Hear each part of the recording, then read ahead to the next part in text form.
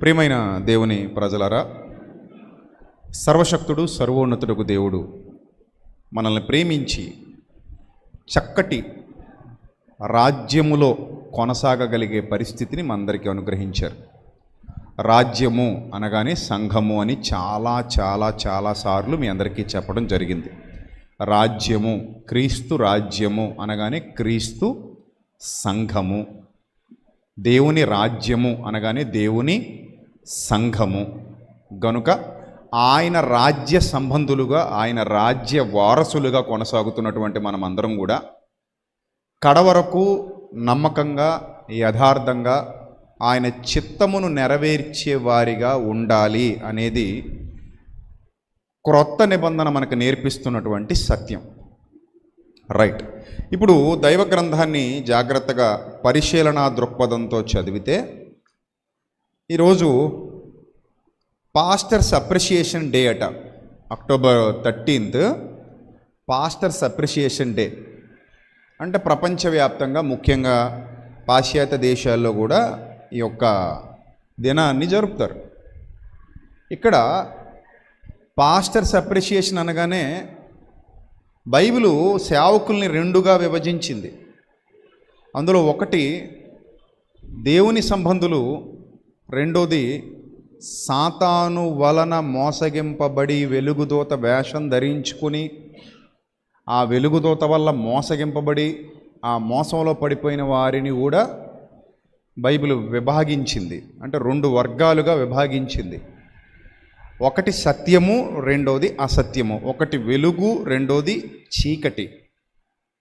ఈ వెలుగు సంబంధులు, చీకటి సంబంధులు, అలాగే సత్య సంబంధులు, అసత్యవాదులు అని ఇరు వర్గాలను బైబిలు విభజించటం మనందరికీ తెలుసు. గనుక బైబిల్ గ్రంథాన్ని ధ్యానిస్తున్నప్పుడు సేవకులు అనగానే అందరూ సేవకుల, అందరూ బోధకుల. చూడండి, కొరింథీయులకు రాసిన మొదటి పత్రిక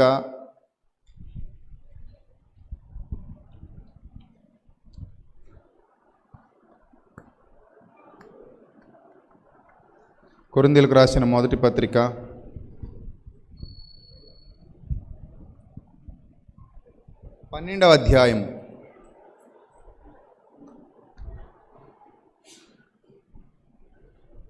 కొరింథీయులకు రాసిన మొదటి పత్రిక 12వ అధ్యాయము 28-29 వచనాలు మనం చదువుదాం. కొరింథీయులకు రాసిన మొదటి పత్రిక 12వ అధ్యాయము 28-29 వచనాలు జాగ్రత్తగా చూడాలి. కొరింథీయులకు రాసిన మొదటి పత్రిక 12వ అధ్యాయము 28-29 వచనాలు చదవండి.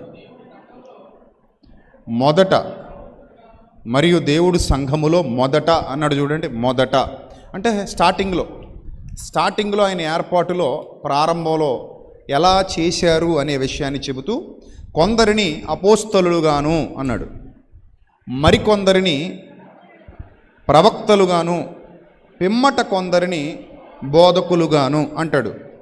పిమ్మట కొందరిని బోధకులు. అసలు బోధకులు ఎప్పుడు వస్తారు? స్టార్టింగ్ నుంచి బోధకులు ఉండరు. బోధకుడు ఒక్కడే. ఆ ఒక్కడే బోధకుడు పరలోకం నుంచి భూలోకానికి వచ్చాడు. అప్పటి వరకు ఈ భూమి మీద సర్వసత్య సంబంధమైన బోధ లేదు. పాత నిబంధన ఉంది, పాత ధర్మశాస్త్రం ఉంది, క్రొత్త నిబంధన ఇంకా రాలేదు. క్రొత్త నిబంధన రావాలంటే పరలోకం నుంచి భూమి మీదకి ఒరిజినల్ బోధకుడు రావాలి, నిజమైన బోధకుడు రావాలి. ఆ నిజమైన బోధకుడు ఎవరో కాదు, వాక్యమై ఉన్న క్రీస్తు. ఆ వాక్యమై ఉన్న క్రీస్తు ఈ లోకానికి వచ్చేంత వరకు కూడా ఇక్కడ ఏమి లేదంటే బోధ లేదు, సర్వసత్యము అనే బోధ లేదు. ఇప్పుడు ఈ సర్వసత్యము అనే బోధ బోధించటానికి ఒక్కడైన బోధకుడు భూమి మీదకి వచ్చాడు. అందుకే ప్రారంభంలో చెప్పబడుతున్నటువంటి మాట మీరు అనగా శిష్యులతో చెప్తున్నాడు, మీరైతే బోధకులని పిలవబడవద్దు. ఎందుకు మీరు బోధకులని పిలవబడవద్దు? ఒక్కడే బోధకుడు, ఆయన క్రీస్తు.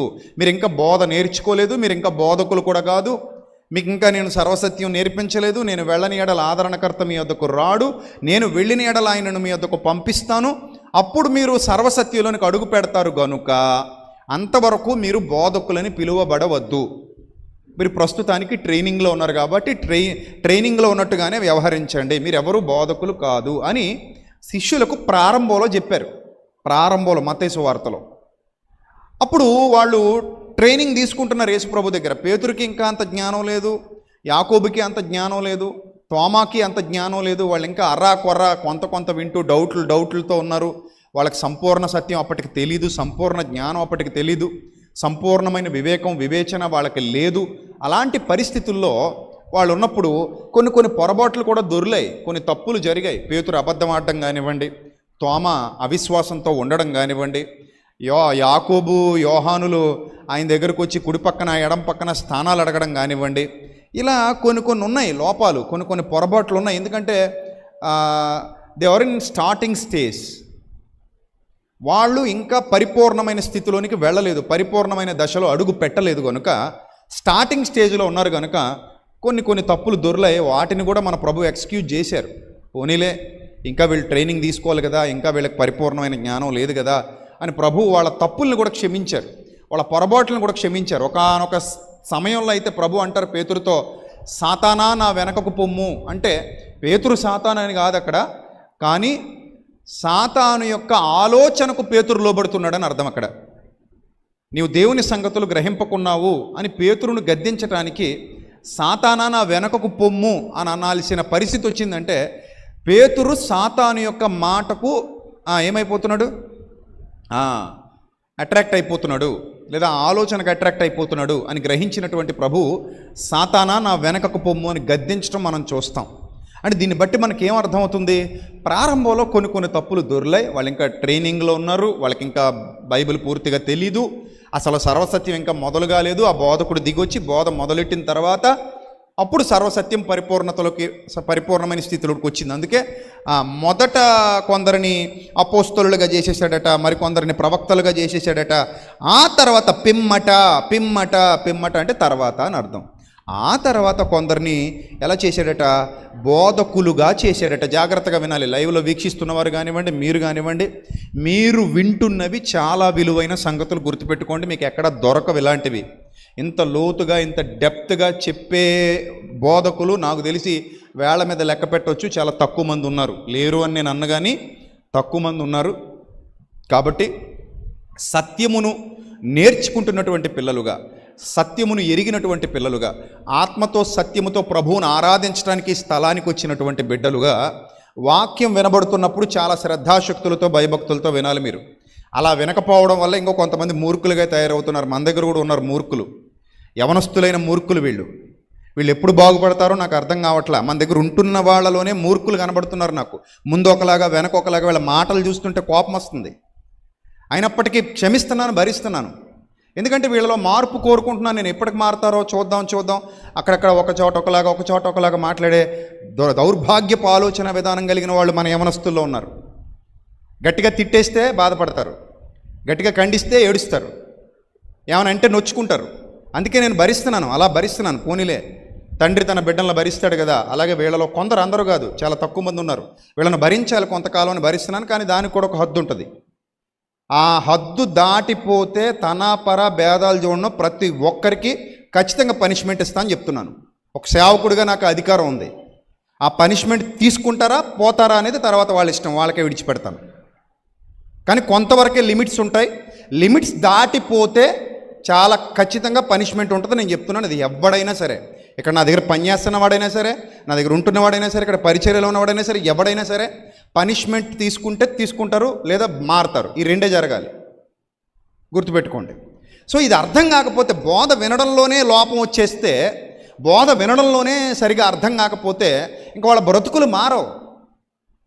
అది గుర్తుపెట్టుకోండి. పోయేవాళ్ళు పోతారు, ఎవరికి నష్టం? ఇక్కడ నుంచి పోతే ఎవరికి నష్టం? మనక వాళ్ళకే నష్టం. మనం ఎవరిని బ్రతిమలాడం, కూడా తిరిగి బాబు మా దగ్గర రండి, మా దగ్గర కూర్చోండి, ఎవరిని బ్రతిమలాడినా నేను. ఎందుకంటే చిన్న జీవితం ఇది, ఎవరెప్పుడు పోతారో ఎవరికి తెలియదు. 60 ఏళ్ళు 70 ఏళ్ళు తర్వాత మనం ఈ భూమి మీద కనబడం. దేవుడు ఒక అవకాశం ఇచ్చాడంటే ప్రతి ఒక్కరూ దాన్ని సద్వినియోగం చేసుకోవాలి. లేదు నేను దుర్వినియోగమే చేసుకుంటానంటే ఇంకా మీ కర్మ అని విడిచిపెట్టడమే. ఇస్కరియోతు యోధ అలాగే చేశాడు. ప్రభు అతను విడిచిపెట్టాడు. చెప్పాడు వినలేదు అతను. ప్రభు అతను విడిచిపెట్టాడు. అదే అతను లోబడి ఉండడం అయితే గొప్ప సింహాసనాన్ని స్వతంత్రించుకునేవాడు. దేవుని ఏర్పాటును గుర్తించగలిగే కన్నులు కావాలి మొదట మనకి. అర్థమైందా?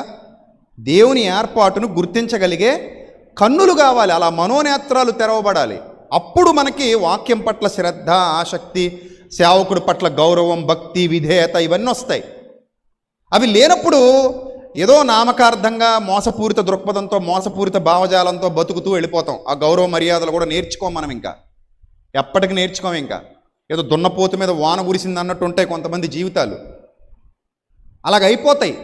దానివల్ల నష్టమే తప్ప ఏముండదు, లాభం ఉండదు. గుర్తుపెట్టుకోండి. ఇప్పుడు పాయింట్కి రండి. ప్రారంభంలో తప్పులు జరిగాయి అపోస్తలుల జీవితాల్లో. ఎందుకు తప్పులు జరిగాయి అని అంటే, వాళ్ళు సరిగా అర్థం చేసుకోలేకపోతున్నారు. ఇంకా లోపలికి వెళ్ళట్లేదు దేవుని జ్ఞానం. ట్రైనింగ్లో ఉన్నారు వాళ్ళు. ట్రైనింగ్ అవ్వాలి, ఇంకా టైం పడుతుంది. ప్రభు అలా క్షమిస్తూ మెల్లిమెల్లిగా ట్రైనింగ్ ఇచ్చుకుంటూ తీసుకెళ్తున్నారు. కొంత సమయం గడిచేసరికి వాళ్ళలో కూడా చైతన్యం వచ్చింది. ఎప్పుడంటే, నేను వెళ్ళని ఎడల ఆదరణకర్త మీ వద్దకు రాడు, నేను వెళ్ళిన ఎడల ఆదరణకర్తను మీ వద్దకు పంపిస్తాను. ఆయన వచ్చి మిమ్మల్ని ఎక్కడికి నడిపిస్తారు? సర్వసత్యంలోనికి నడిపిస్తారు. అలా మీరందరూ ఎక్కడికి వెళ్ళాలంటే సర్వసత్యంలోకి వెళ్ళాలి. బాగా గుర్తుపెట్టుకోండి. ఈ సర్వసత్యంలోకి వెళ్ళే క్రమంలో మీరు బోధకులు అవుతారు.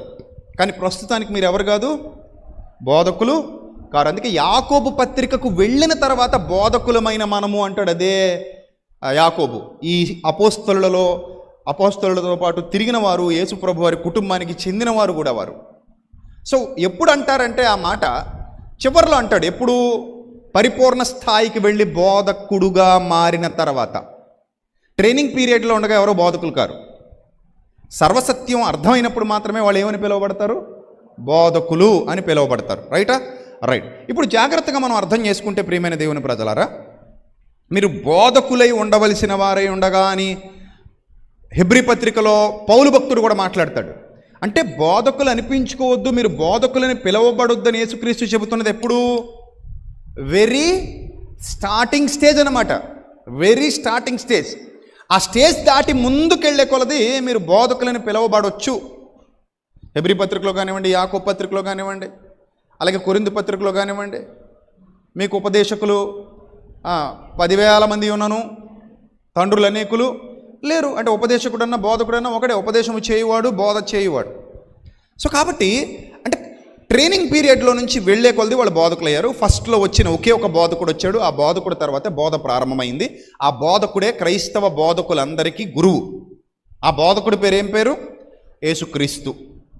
అర్థమైందా? రైట్. ఇక్కడ ఏమంటాడంటే, పిమ్మట కొందరిని బోధకులుగా చేశాడు.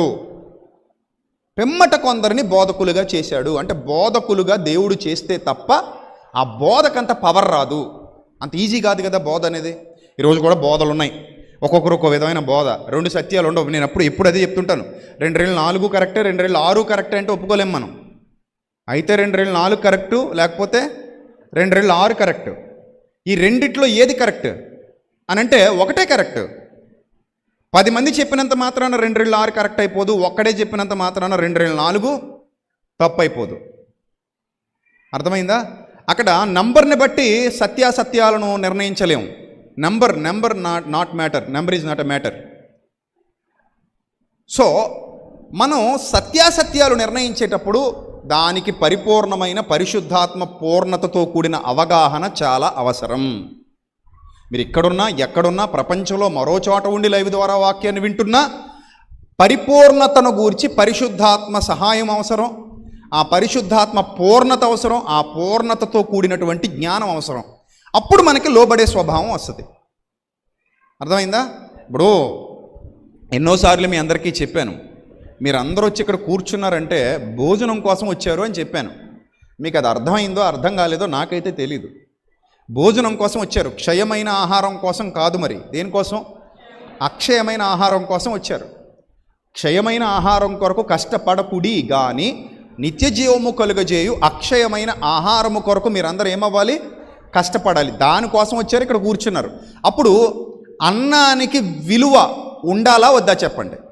గౌరవం, అన్నం పట్ల గౌరవం, అన్నం పట్ల విధేయత, అన్నం పట్ల ప్రేమ, ఇవి ఉండాలి. ఎందుకంటే అది మన ఆకలిని తీర్చేది, జీవాన్ని ఇచ్చేది, బ్రతికించేది. అందుకే జీవవాక్యము, బ్రతికించే ఆహారము, అక్షయమైన ఆహారము అని దేవుని వాక్యానికి పేరు పెట్టబడింది.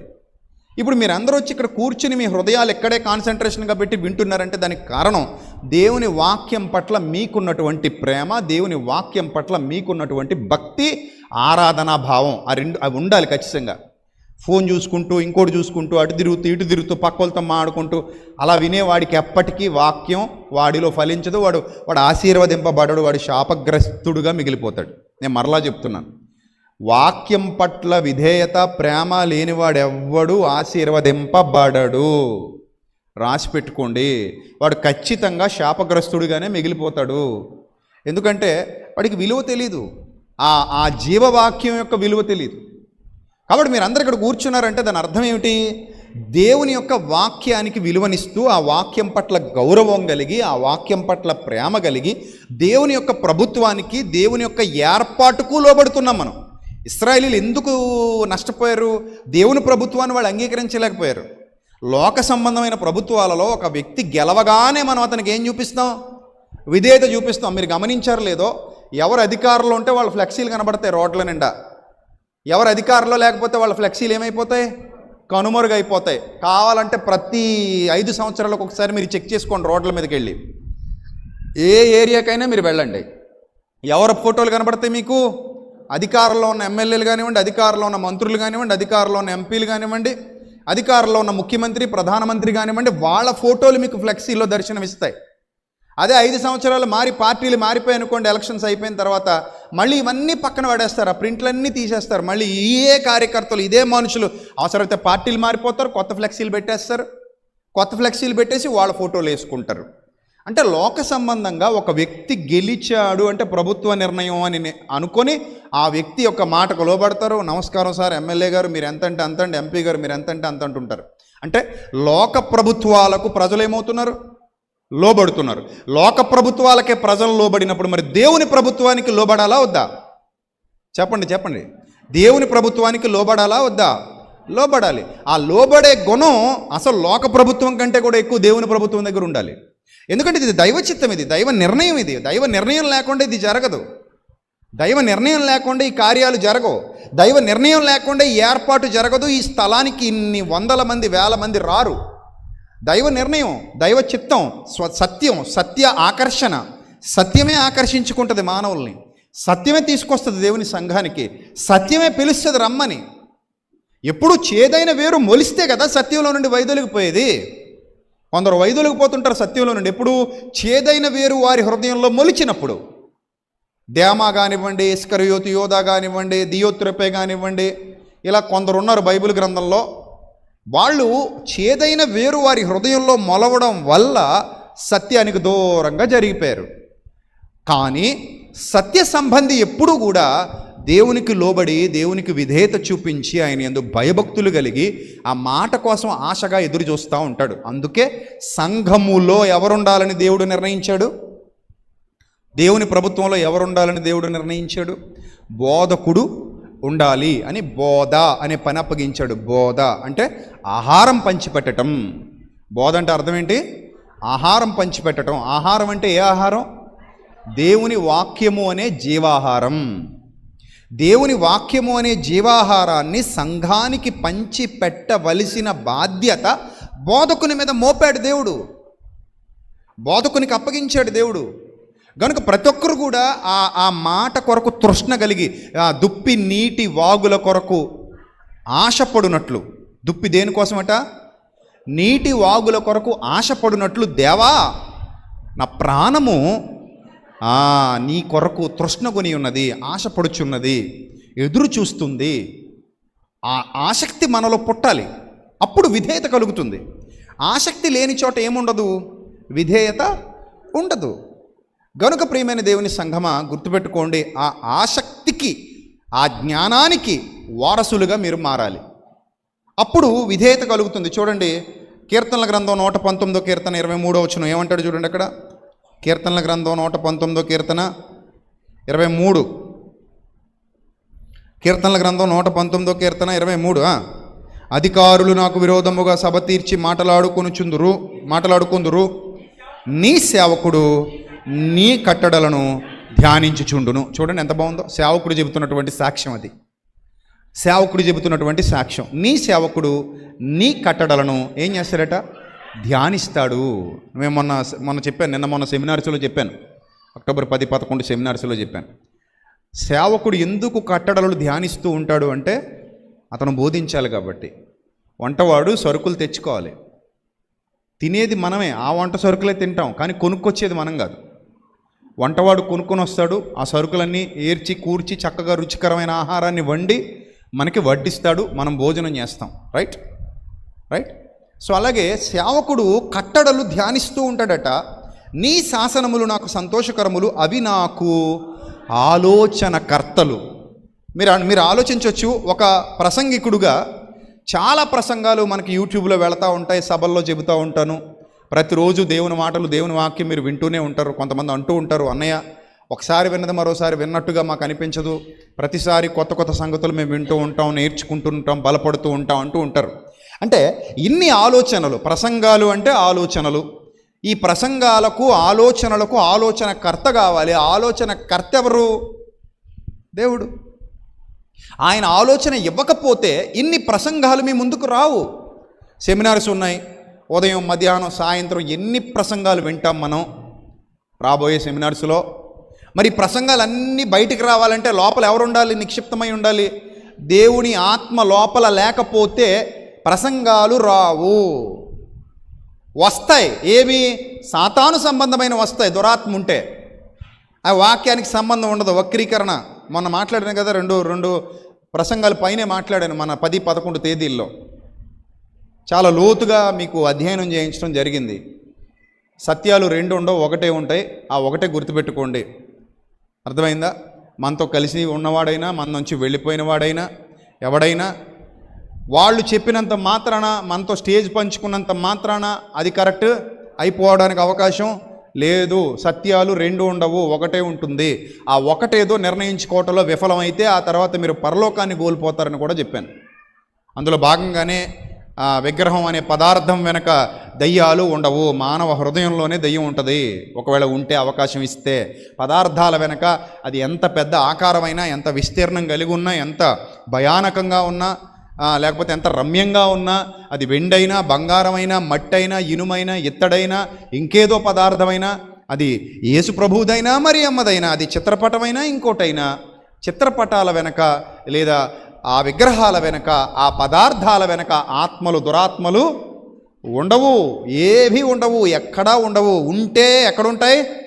నీ హృదయంలోనే వాడు ఆక్రమించుకోవాలనుకుంటాడు. కాబట్టి ఒకటే సత్యం, 2 సత్యాలు ఉండవు, తుది నిర్ణయం మీదే అని చెప్పడం జరిగింది.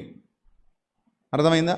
అలాగే యేసుక్రీస్తు ప్రభు వారి రక్తం పరలోకం నుండి తెచ్చుకున్నాడా, ఎక్కడి నుండి తెచ్చుకున్నాడు అనే అంశం మీద కూడా ఇదే ఛానల్లో లైవ్ మాట్లాడి 2 ప్రసంగాలు ఇవ్వడం జరిగింది. అవి కూడా అలాగే ఉన్నాయి, చూస్తున్నారు, చాలామంది అర్థం చేసుకుంటున్నారు. సో కాబట్టి సత్యాన్ని అర్థం చేసుకోవడం అంత ఈజీ కాదు. ఆ క్షణంలో వాది మాటలు విన్న తర్వాత అమ్మో ఇందులో ఏదో ఉందో అనిపించేలా భ్రమకు గురి చేస్తారు, భ్రమపరుచు ఆత్మ. కానీ ఎప్పుడైతే ప్రతివాది వస్తాడో, ఈ ప్రతివాది మాట్లాడుతున్నప్పుడు బయలు ప్రవక్తలు పక్కకు పోతారు, ఏలియా ఒక్కడే నిలబడతాడు. బయలు ప్రవక్తలు ఎంతమంది ఉన్నా వాళ్ళందరూ పక్కకు పోయి ఏలియా ఒక్కడే నిలబడతాడు. అలాగే సత్యం ఒక్కటే నిలబడుతుంది. శాస్త్రులు, పరిసయ్యులు పక్కకు పోతారు, యేసుప్రభు ఒక్కడే చివరి వరకు నిలబడతాడు. వారు ఎన్ని విమర్శలు చేసినా శాస్త్రులు, పరిసయ్యులు యేసుప్రభు మీద సత్యం ఎప్పటికీ సత్యమే. సత్యం ఒక్కటే నిలబడుతుంది. ఆ సత్యాన్ని అనుసరించేవారు ఆ సత్యంలో ఉంటారు, సత్యాన్ని అనుసరించని వారు ఆ సత్యానికి దూరమై లోకంలో కలిసిపోతారు. అది భ్రష్టత్వము సంభవించినప్పుడు జరుగుతుంది, భ్రష్టత్వం వాళ్ళ హృదయంలోనికి వచ్చినప్పుడు జరుగుతుంది. అంతవరకు వారి కన్నులు తెరవబడవు, వారి మనోనేత్రాలకు ఆ విచక్షణ ఉండదు, వాళ్ళకి అర్థం కాదు. కాబట్టి ఇక్కడ చూడండి ఏమంటాడు? నీ శాసనములు నాకు సంతోషకరములు, అవి నాకు ఆలోచనకర్తలై ఉన్నవి. అంటే ఒక ప్రసంగికుడు, ఒక బోధకుడు బోధ చెయ్యాలి అంటే గొక్క తిప్పుకోకుండా ప్రసంగం తర్వాత ప్రసంగం, ప్రసంగం తర్వాత ప్రసంగం, ప్రసంగం తర్వాత ప్రసంగం, అన్ని అంశాల మీద, అన్ని కోణాలలో ప్రసంగాలు వస్తూ ఉండాలి అంటే లోపల ఆలోచనకర్త ఉండాలి. అదే మాదిరి ప్రిపేర్ అయి ప్రసంగించడం వేరు. నేను మీకు చాలాసార్లు చెప్పాను, ఆన్ ద స్పాట్లో సడన్గా ఒక ఇంటర్వ్యూలో కానివ్వండి, ఒక డిబేట్లో కానివ్వండి కూర్చోబెట్టి ప్రశ్నలు అడగడం, వాటికి వెంటనే సమాధానాలు ఇవ్వడం వేరు. ఇవన్నీ కూడా ఎలా జరుగుతాయంటే ఆత్మశక్తి, ఆత్మ సహాయం లోపల లేకపోతే, విజ్ఞత, యుక్తి, ప్రజ్ఞ, వివేకం ఇలాంటి వాటికి అక్కడ చోటు ఉండదు. అప్పుడు మూర్ఖత్వానికి ఆ మాటలు దారితీస్తాయి. వాటిని అర్థం చేసుకోవాలన్నా కూడా బలహీనతలో ఉండకూడదు, బలమైన స్థాయిలో ఉండాలి. అందుకే బలవంతులు ఆహారం వేరు, బలహీనుల ఆహారం వేరు అని బైబిల్ చెప్తోంది. ఇంత శ్రద్ధాభక్తులు దేవుని వాక్యం పట్ల మీకు ఉండాలి. మీకు మాట చెప్తాను, వాక్యం పట్ల ఎందుకు శ్రద్ధ కరువు అవుతుంది, సేవకుడి పట్ల ఎందుకు శ్రద్ధ కరువు అవుతుంది అని అంటే, వాళ్ళకి ఎందుకు దేవుని వాక్యం పట్ల అవగాహన తగ్గిపోతుంది, గౌరవం తగ్గిపోతుంది అంటే ఒకటి ఉంటుంది. అదేంటంటే చూడండి, కొంతమంది విశ్వాసులు ఉంటారు, సేవకుడు కొంచెం చనువు ఇవ్వగానే ఎదురుగా కూర్చొని వాక్యం వింటున్నప్పుడు కాలు మీద కాలు వేసుకుంటారు. ఉంటారు అలాంటి వాళ్ళు ఉంటారు. వాళ్ళు ఎలా వింటారో తెలుసా? వాక్యం ఎదురుగా కూర్చొని ఇది ఇలా కాలు మీద కాలు వేసుకుని వాక్యం వింటారు. అంటే వీళ్ళకి ఏమంతా శ్రద్ధ వచ్చేసింది. ఇప్పుడు కాలు మీద కాలు వేసుకోవడం పాపమా, అలాగని ఆజ్ఞ ఉందా అని మీరు నన్ను అడగొచ్చు. మీరు నన్ను ఏమని అడగొచ్చు? ఇప్పుడు కాలు మీద కాలు వేసుకుని కూర్చొని వాక్యం వినడం ఆజ్ఞాతిక్రమమా, అదేమన్నా పాపమా? వేసుకుంటాం, కాలు మీద కాలు ఇలా వేసుకుంటాం, కాలు మీద కాలు వేసుకుని ఊపుతా వాక్యం వింటాం, అదేమన్నా ఆజ్ఞాతిక్రమమా అని అనొచ్చు. ఆజ్ఞాతిక్రమం ఏం కాదు, కానీ అన్నీ బైబిల్లో వ్రాయబడవు. నువ్వు కాలు మీద కాలు వేసుకోవచ్చా, వేసుకోకూడదా, తల మీద చేతులు పెట్టుకోవచ్చా, పెట్టుకోకూడదా, లేకపోతే పడుకుని వాక్యం వినొచ్చా. ఇప్పుడు డబ్బులు ఉన్నవాళ్ళు ఎవరైనా డబల్ కట్ మంచం తెచ్చుకొని చర్చిలో వేసుకొని, ఇద్దరు పనులు తెచ్చుకొని డబల్ కట్ మంచం వేసుకొని అలా పడుకొని చక్కగా కాలు ఇలా పెట్టుకొని వాక్యం అంతా వినేసి ఆ ఇద్దరు ఇసురుతూ ఉండగా, పనులు ఇద్దరు వినేసిన తర్వాత మళ్ళీ వీళ్ళు కారు ఎక్కేసి మంచం మోసుకొని ఇద్దరు సేవకులు మంచం మోసుకొని వెళ్ళిపోయేలాగా అలా కూడా వాక్యం వినొచ్చా? మరి బైబిల్లో లేదు కదా. పడుకుని వినొచ్చా? బైబిల్లో లేదు. అందుకని ఒక ఇద్దరు మనుషులు పెట్టుకోండి, మంచి డబల్ కట్ మంచం తెచ్చుకోండి, పరుపు వేసుకోండి, పడుకోండి ఇక్కడ, లేకపోతే అక్కడెక్కడ వేసుకోండి మంచం. 2 ఫ్యాన్లు తెమ్మనండి, లేకపోతే ఇసిరికర్రలు తెమ్మనండి, మీకు ఇసురుతూ ఉంటారు, మీరు అలా వినండి. మధ్య మధ్యలో ఒక ద్రాక్ష పండు నోట్లో ఎత్తుంటారు, అలా తినండి నములుకుంటూ చక్కగా, అలా వినండి వాక్యాన్ని. వినేసేసిన తర్వాత మళ్ళీ వాళ్ళు వచ్చి మంచం ఎత్తేస్తారు, మీరు కారు వస్తుంది మీకోసం, మీరు కారు ఎక్కేయండి, చక్కగా ఇంటికి వెళ్ళిపోండి. వాళ్ళు వెనకాల మంచం పట్టుకొని లారీ మీద ట్రాక్టర్ మీద వేసుకొని వచ్చేస్తారు. అలా కూడా వెళ్ళొచ్చు, మరి మీ స్టేటస్ సింబల్ చూపించుకోవచ్చు కదా. అలా వినడం తప్పైనా కరెక్టా? ఏమందాం? బైబిల్లో లేదు కదా ఎలా వినాలో, సంఘానికి వచ్చినప్పుడు ఎలా ఉండాలో, ఎలా వినాలో ఏవి బైబిల్లో లేవు కదండి. లేకపోతే శుభ్రంగా మంచి ఊయల, చెక్క ఊయల, టేక్ చెక్కతో చేయించుకోండి ఊయల, అక్కడ 2 కుక్కలు వేసాం, మీ ఊయలు మీరు తెచ్చుకొని అక్కడ తగిలించుకోండి వెనకన, చక్కగా ఊయల మీద పడుకుని ఊగుతా వినండి, ఏముంది? మంచిదే కదా. ఎలా అయినా చెవిలోకి వెళ్ళడమే కదా. సో అంటే ఇప్పుడు మీకు అర్థమైపోయి ఉండాలి మనం ఎలా ఉండాలో దేవుని సన్నిధిలో. ప్రతిదీ బైబిల్ గ్రంథంలో వ్రాయబడి ఉండదు, కానీ మనకి ఒక అవగాహన అయితే ఉంటుందా ఉండదా? చెప్పండి, ఉంటుందా ఉండదా? ఉంటుంది కదా. మరి ప్రతిదాని మీద మనకు ఒక అవగాహన ఉంటుంది, ఇలా ఉంటే బాగుంటుంది, ఇది గౌరవప్రదంగా ఉంటుంది, ఇది గౌరవప్రదంగా ఉండదు. మనం ఆ పరిస్థితి దేవుని వాక్యం ప్రకటింపబడుతున్న చోట అసలు ఎంత తగ్గింపు స్వభావంతో, ఎంత తక్కువ ఆలోచన విధానంతో మనం ఉండాలి, మనం ఏ స్థితిలో ఉండాలి, మనం ఏ స్థాయిలో ఉండాలి. నేను మీకు గతంలో కూడా చెప్పాను, దేవుని సన్నిధికి వచ్చినప్పుడు ఆ చెప్పులు పెట్టిన చోటే నిన్ను అనేవాడిని వదిలేసి వచ్చాయి. ఎవరిని వదిలేసి వచ్చేయాలి?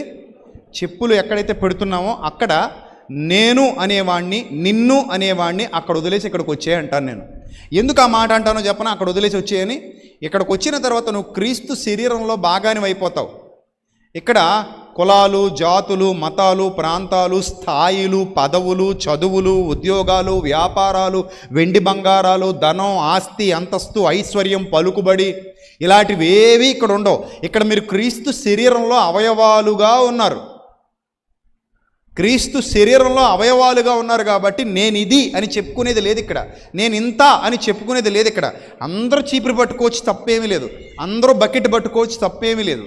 అందరూ ఏ పనికైనా సిద్ధపడవచ్చు, తప్పేమీ లేదు. ఇందులో ఎవరు ఏ పని చేయాలని వారి మనస్సు ప్రేరేపిస్తుందో వాళ్ళు ఏ పనైనా చేయొచ్చు. అది వాళ్ళ ఆరోగ్యం మీద, వాళ్ళ యొక్క శరీరం సహకరించడం మీద ఆధారపడి ఉంటుంది తప్ప మీ స్టేటస్ మీద ఆధారపడి ఉండదు. కనుక వాక్యం పడేప్పుడు లేదా సేవకుడు మన ముందుకు వచ్చి నిలబడినప్పుడు కాలు మీద కాలు వేసుకున్న ఏంటంటే పాస్టర్ గారు చెప్పండి అన్నాం అనుకోండి, అక్కడే అర్థమైపోతుంది మనం అతను చెప్పేది ఏం తలకెక్కట్లేదని. స్కూల్లో టీచర్ ఉంటాడు కదా, లోక పాఠాలు నేర్పించే టీచర్ గారు. ఆ టీచర్ గారి ముందు మనం కాలు మీద కాలు వేసుకుని బోధ వింటామా, పాఠాలు వింటామా? కాలేజీలో కానీ స్కూల్లో కానీ ఎందుకు వినవండి? తప్ప అదేమైనా రాజ్యాంగంలో ఉందా అలా చేయకూడదని? ఇప్పుడు ఎమ్మెల్యే గారు అబ్బాయో, ఎంపీ గారు అబ్బాయో, మంత్రి గారు అబ్బాయో కాలేజ్కో స్కూల్కో వెళ్తాడు. మరి వాళ్ళ నాన్నగారు మంత్రి కాబట్టి కాలు మీద కాలు వేసుకుని పాఠం వినొచ్చు కదా. ఇలాగా ఏమైనా తప్పంటారు? అది తప్ప అదేమైనా రాజ్యాంగంలో ఏమైనా ఉందా అని అడిగితే అవును, కొన్ని నియమాలు నిబంధనలు హృదయానికి తెలిసే ఉంటాయి. కొన్ని అవి మన హృదయానికి మాత్రమే అర్థమయ్యే నీతి నియమాలు. అవి పాటించేటప్పుడు అన్నీ బైబిల్లో కనబడవు మనకి, అన్ని ధర్మ గ్రంథాలలో కనబడవు, అన్నీ రాజ్యాంగంలో రాసి ఉండవు. కానీ కొన్ని నీతి నియమాలు దేనికి తెలుస్తాయి? మనసుకు తెలుస్తాయి. దాన్ని సంస్కారవంతంగా బ్రతకటం, సంస్కారవంతంగా ఆలోచించటం అంటారు. ఈ సమయంలో ఇలా ప్రవర్తించడం రైటా రాంగా, ఇది మనకు మెప్పు తీసుకొస్తుందా మెప్పు తీసుకురాదా, ఏ సమయంలో ఎలా ప్రవర్తించాలి, ఏ సందర్భంలో ఎలా ఉండాలి, అవి మన సెన్స్ చెప్పాలి. ఆ సెన్స్ని బట్టి మనం ముందుకు పోవాలి. అన్నింటికీ అలాగుందా ఇలాగుందా అని మనం తల తోక పట్టుకుని వేలాడకూడదు. అది అలా ఉందా లేదా మనకు మనం జాగ్రత్తగా ఆలోచించుకుని చెక్ చేసుకుంటూ ముందుకు కదలాలి. ఇప్పుడు నీకు వివేకం కావాలి. ఇప్పుడు భోజనం చేసేటప్పుడు పరిగెత్తుతూ తినవు కదా. భోజనం చేసేటప్పుడు కాలు మీద కాలు వేసుకుని ఇలా పడుకుని తింటావా? తింటే పొలమారి చచ్చిపోతావు. అదే మొక్కో కక్కో తింటున్నప్పుడు కానీ అలా పడుకుని తిన్నావు అనుకో, ఏమవుతుంది? ఎక్కడో గొంతులో చేప ముళ్ళు అడ్డుకుంది అనుకో, అంతే అయ్యింది కథ. చేప ముళ్ళు అడ్డుకుని చచ్చిపోయిన వాళ్ళు కూడా ఉన్నారు తెలుసా నీకు?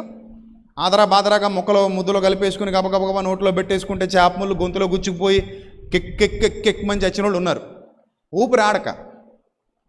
సో కాబట్టి కొన్ని సందర్భాలు టిపికల్గా ఉంటాయి. కాబట్టి కొన్ని సందర్భాల్లో జాగ్రత్తగా ఉండాలి. మనం దేవుని సన్నిధికి వచ్చాం, దేవుని వాక్యం వింటున్నాం.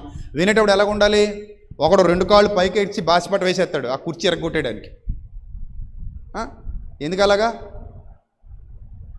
ఇప్పుడు మంత్రి గారి ఇంటికి వెళ్ళావు, మంత్రి గారు అపాయింట్మెంట్ తీసుకున్నావు, వచ్చారు మంత్రి గారు, 2 కాళ్ళు బాసినట్టు వేసుకుని మంత్రి గారు ఇదిగో వినతి పత్రం అంటే వెంటనే కుర్చీతో సహా బయటికి గోడ అవతలకి వెళ్ళిపోతావు అనమాట నువ్వు.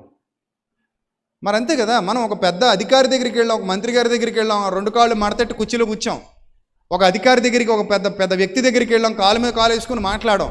మరి ఇప్పుడు దేవుని సన్నిధికి వచ్చాం, దేవుని వాక్యం వింటున్నాం, మరి అక్కడ ఎలాగ ఉండాలి? అందుకే నీవు దేవుని మందిరమునకు పోవునప్పుడు నీ ప్రవర్తన జాగ్రత్తగా చూసుకో అన్నాడా లేదా ప్రసంగి గ్రంథంలో? పాత నిబంధనలోనే అంత మంచి మాట చెప్పాడు ఆయన. నీవు దేవుని మందిరమునకు పోవునప్పుడు జాగ్రత్తగా చూసుకో, నీ మాటలు కొద్దిగా ఉండాలి అంటాడు అక్కడ. నీ మాటలు ఎలా ఉండాలట? కొద్దిగా ఉండాలి. ఎందుకు నీ మాటలు కొద్దిగా ఉండాలంటున్నాడంటే నువ్వు కొంచెం శ్రద్ధగా జాగ్రత్తగా వినయంగా విధేయతగా ఉంటే ఎక్కువ నేర్చుకుంటావు. వినయం విధేయత శ్రద్ధ లేకపోతే ఎక్కువ నేర్చుకోలేవు. గనుక నేర్చుకోవాలన్న తపనున్నవాడు జాగ్రత్తగా ఉండాలి. ఇప్పుడు నేర్పించేవాడు ఎవరు? బోధకుడు. ఈ బోధకుడు ఎలా బోధకుడు అయ్యాడు? ఆలోచనకర్త లోపల ఉండబట్టి. లేకపోతే ట్రై చేయండి సరదాగా, ఒక్కరోజు ఒక 10 ప్రసంగాలు చేసేయాలి, ఒకదానికి సంబంధం ఉండకూడదు. ట్రై చేయగలరా ఎవరైనా? That is not an easy task, that is completely big task. ఇది ఖచ్చితంగా నిజం. ఎందుకంటే ప్రసంగించడం అనేది ఏదో ప్రిపేర్ అయిపోయాం, రాసేసుకున్నాం, అయిపోయింది అంతే. అంత ఈజీ కాదు. ఆన్ ద స్పాట్లో ఒక డిబేట్ జరిగితే నువ్వు మాట్లాడగలవా? అంత లోపల అంత ఆలోచనకర్త ఉన్నాడా? ఆన్ ద స్పాట్లో ఒక ఇంటర్వ్యూ జరిగితే టక్ మాట్లాడగలవా? ఆ ఆలోచనకర్త లోపల ఉన్నాడా? ఆన్ ద స్పాట్లో ఎవరైనా క్వశ్చన్ చేస్తే without preparation, without information, without preparation ఒకవేళ నేను క్వశ్చన్ చేస్తే టక్ ఆన్సర్స్ ఇవ్వగలవా? అప్పుడు నీకు రెఫరెన్సెస్ గుర్తొస్తున్నాయా? అప్పుడు నీకు భావాలు గుర్తొస్తున్నాయా? బోధ కూడా అలాంటిదే. స్థాయి పెరుగుతూ ఉన్నప్పుడు మాత్రమే, దేవుని యొక్క శక్తి మనకి తోడుగా ఉన్నప్పుడు మాత్రమే మనం ఆ స్థాయికి వెళ్ళగలుగుతాం. అది గుర్తించాలి ప్రజలు, అది గుర్తించాలి. అంత ఈజీ కాదు. సో కాబట్టి మనము దేవుని జ్ఞానాన్ని వింటున్నాం, దేవుని వాక్యాన్ని వింటున్నాం అంటే అంత విధేయత మనకి కావాలి. ఆ విధేయత లేనప్పుడు మనం నేర్చుకోలేము, మనం గ్రహించలేము. అర్థమైందా? రైట్. మరొక వచనాన్ని మీకు చూపిస్తాను చూడండి. 27వ వచనం, అదే 119వ కీర్తన. నీ ఉపదేశ మార్గమును నాకు బోధపరుచుము. నువ్వు చచ్చిపోయిన తర్వాత ఇంకే బోధ ఉండదు, ఒక రూట్లో వెళ్ళిపోతున్నావు. ఆ రూట్ తెలియాలి కదా. చుట్టూతా మొక్కలు, చుట్టూతా అందమైన అరణ్యాలు, చుట్టూతా సెలయేర్లు, చుట్టూతా లోయలు, ఆ దారి గుండా వెళ్ళిపోతున్నాం అనుకుంటే పొరపాటు. అంత ఆహ్లాదకరమైన వాతావరణం ఉన్నప్పటికీ గమ్యం తెలియకపోతే మన ప్రయాణానికి ముగింపు ఎక్కడో తెలియదు. అలాగే దేవుని వాక్యాన్ని బోధించేటప్పుడట నీ ఉపదేశ మార్గమును నాకు బోధపరచుము, నీ ఉపదేశ మార్గమును నాకు బోధపరచుము, నీ ఆశ్చర్య కార్యములను నేను ధ్యానించెదను. ధ్యానం అంటున్నాడు అక్కడ. గమనించండి ప్రియమైన దేవుని సంగమా, అలాంటి విధేయత నీకు దేవుని వాక్యం పట్ల ఉందా? ఉంటే నువ్వు వర్ధిల్లుతావు, లేదంటే వర్ధిల్లవు. చూడండి, రాజుల మొదటి గ్రంథం 10వ అధ్యాయము 8వ వచనంలో ఒక మాట ఉంటుంది చూడండి. సొలొమోను దగ్గరికి ఒక ఆవిడ వచ్చింది, శాపదేశపు రాణి. రాజుల మొదటి గ్రంథం 10వ అధ్యాయము, రాజుల మొదటి గ్రంథం 10వ అధ్యాయము 8వ వచనం. 7 నుంచి చదువుదామా? 6, 7 నుంచి చదువుదాం. శాపదేశపు రాణి రాజుతో ఇట్లనెను, నీ కార్యములను గూర్చియు జ్ఞానమును గూర్చియు నా దేశమందు నేను వినిన మాట నిజమే.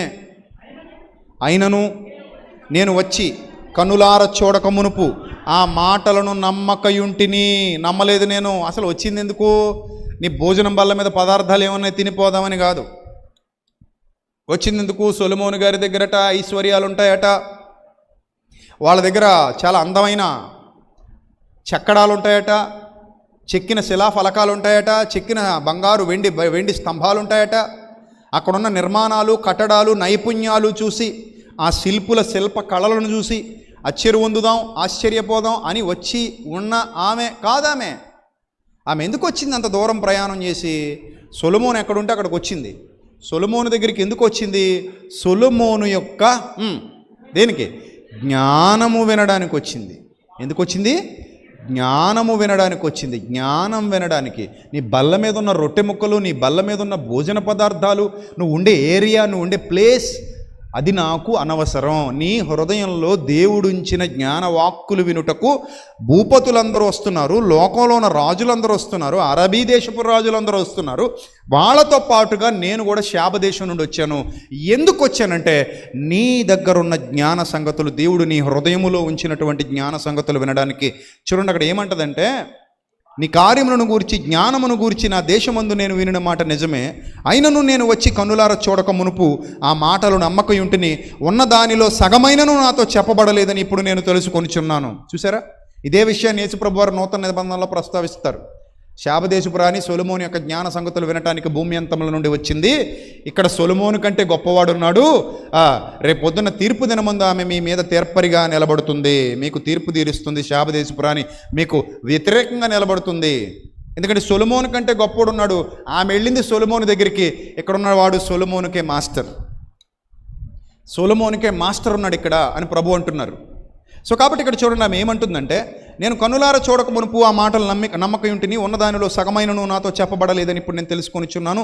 నీ జ్ఞానమును, ఎంత బాగున్నాయి చూడండి ఆ మాటలు, నీ జ్ఞానమును నీ భాగ్యమును నేను వినిన దానిని బహుగా మించి ఉన్నవి. చూసారా? నేను వినిన దానిని ఎలా ఉన్నాయట? బహుగా మించి ఉన్నవి. నెక్స్ట్, నీ జనులు భాగ్యవంతులు. నీ జనులు ఎవరు? భాగ్యవంతులు. నీ ముందర ఎల్లప్పుడూ నిలిచి నీ జ్ఞానవచనములు వినుచుండు నీ సేవకులు భాగ్యవంతులు అంది.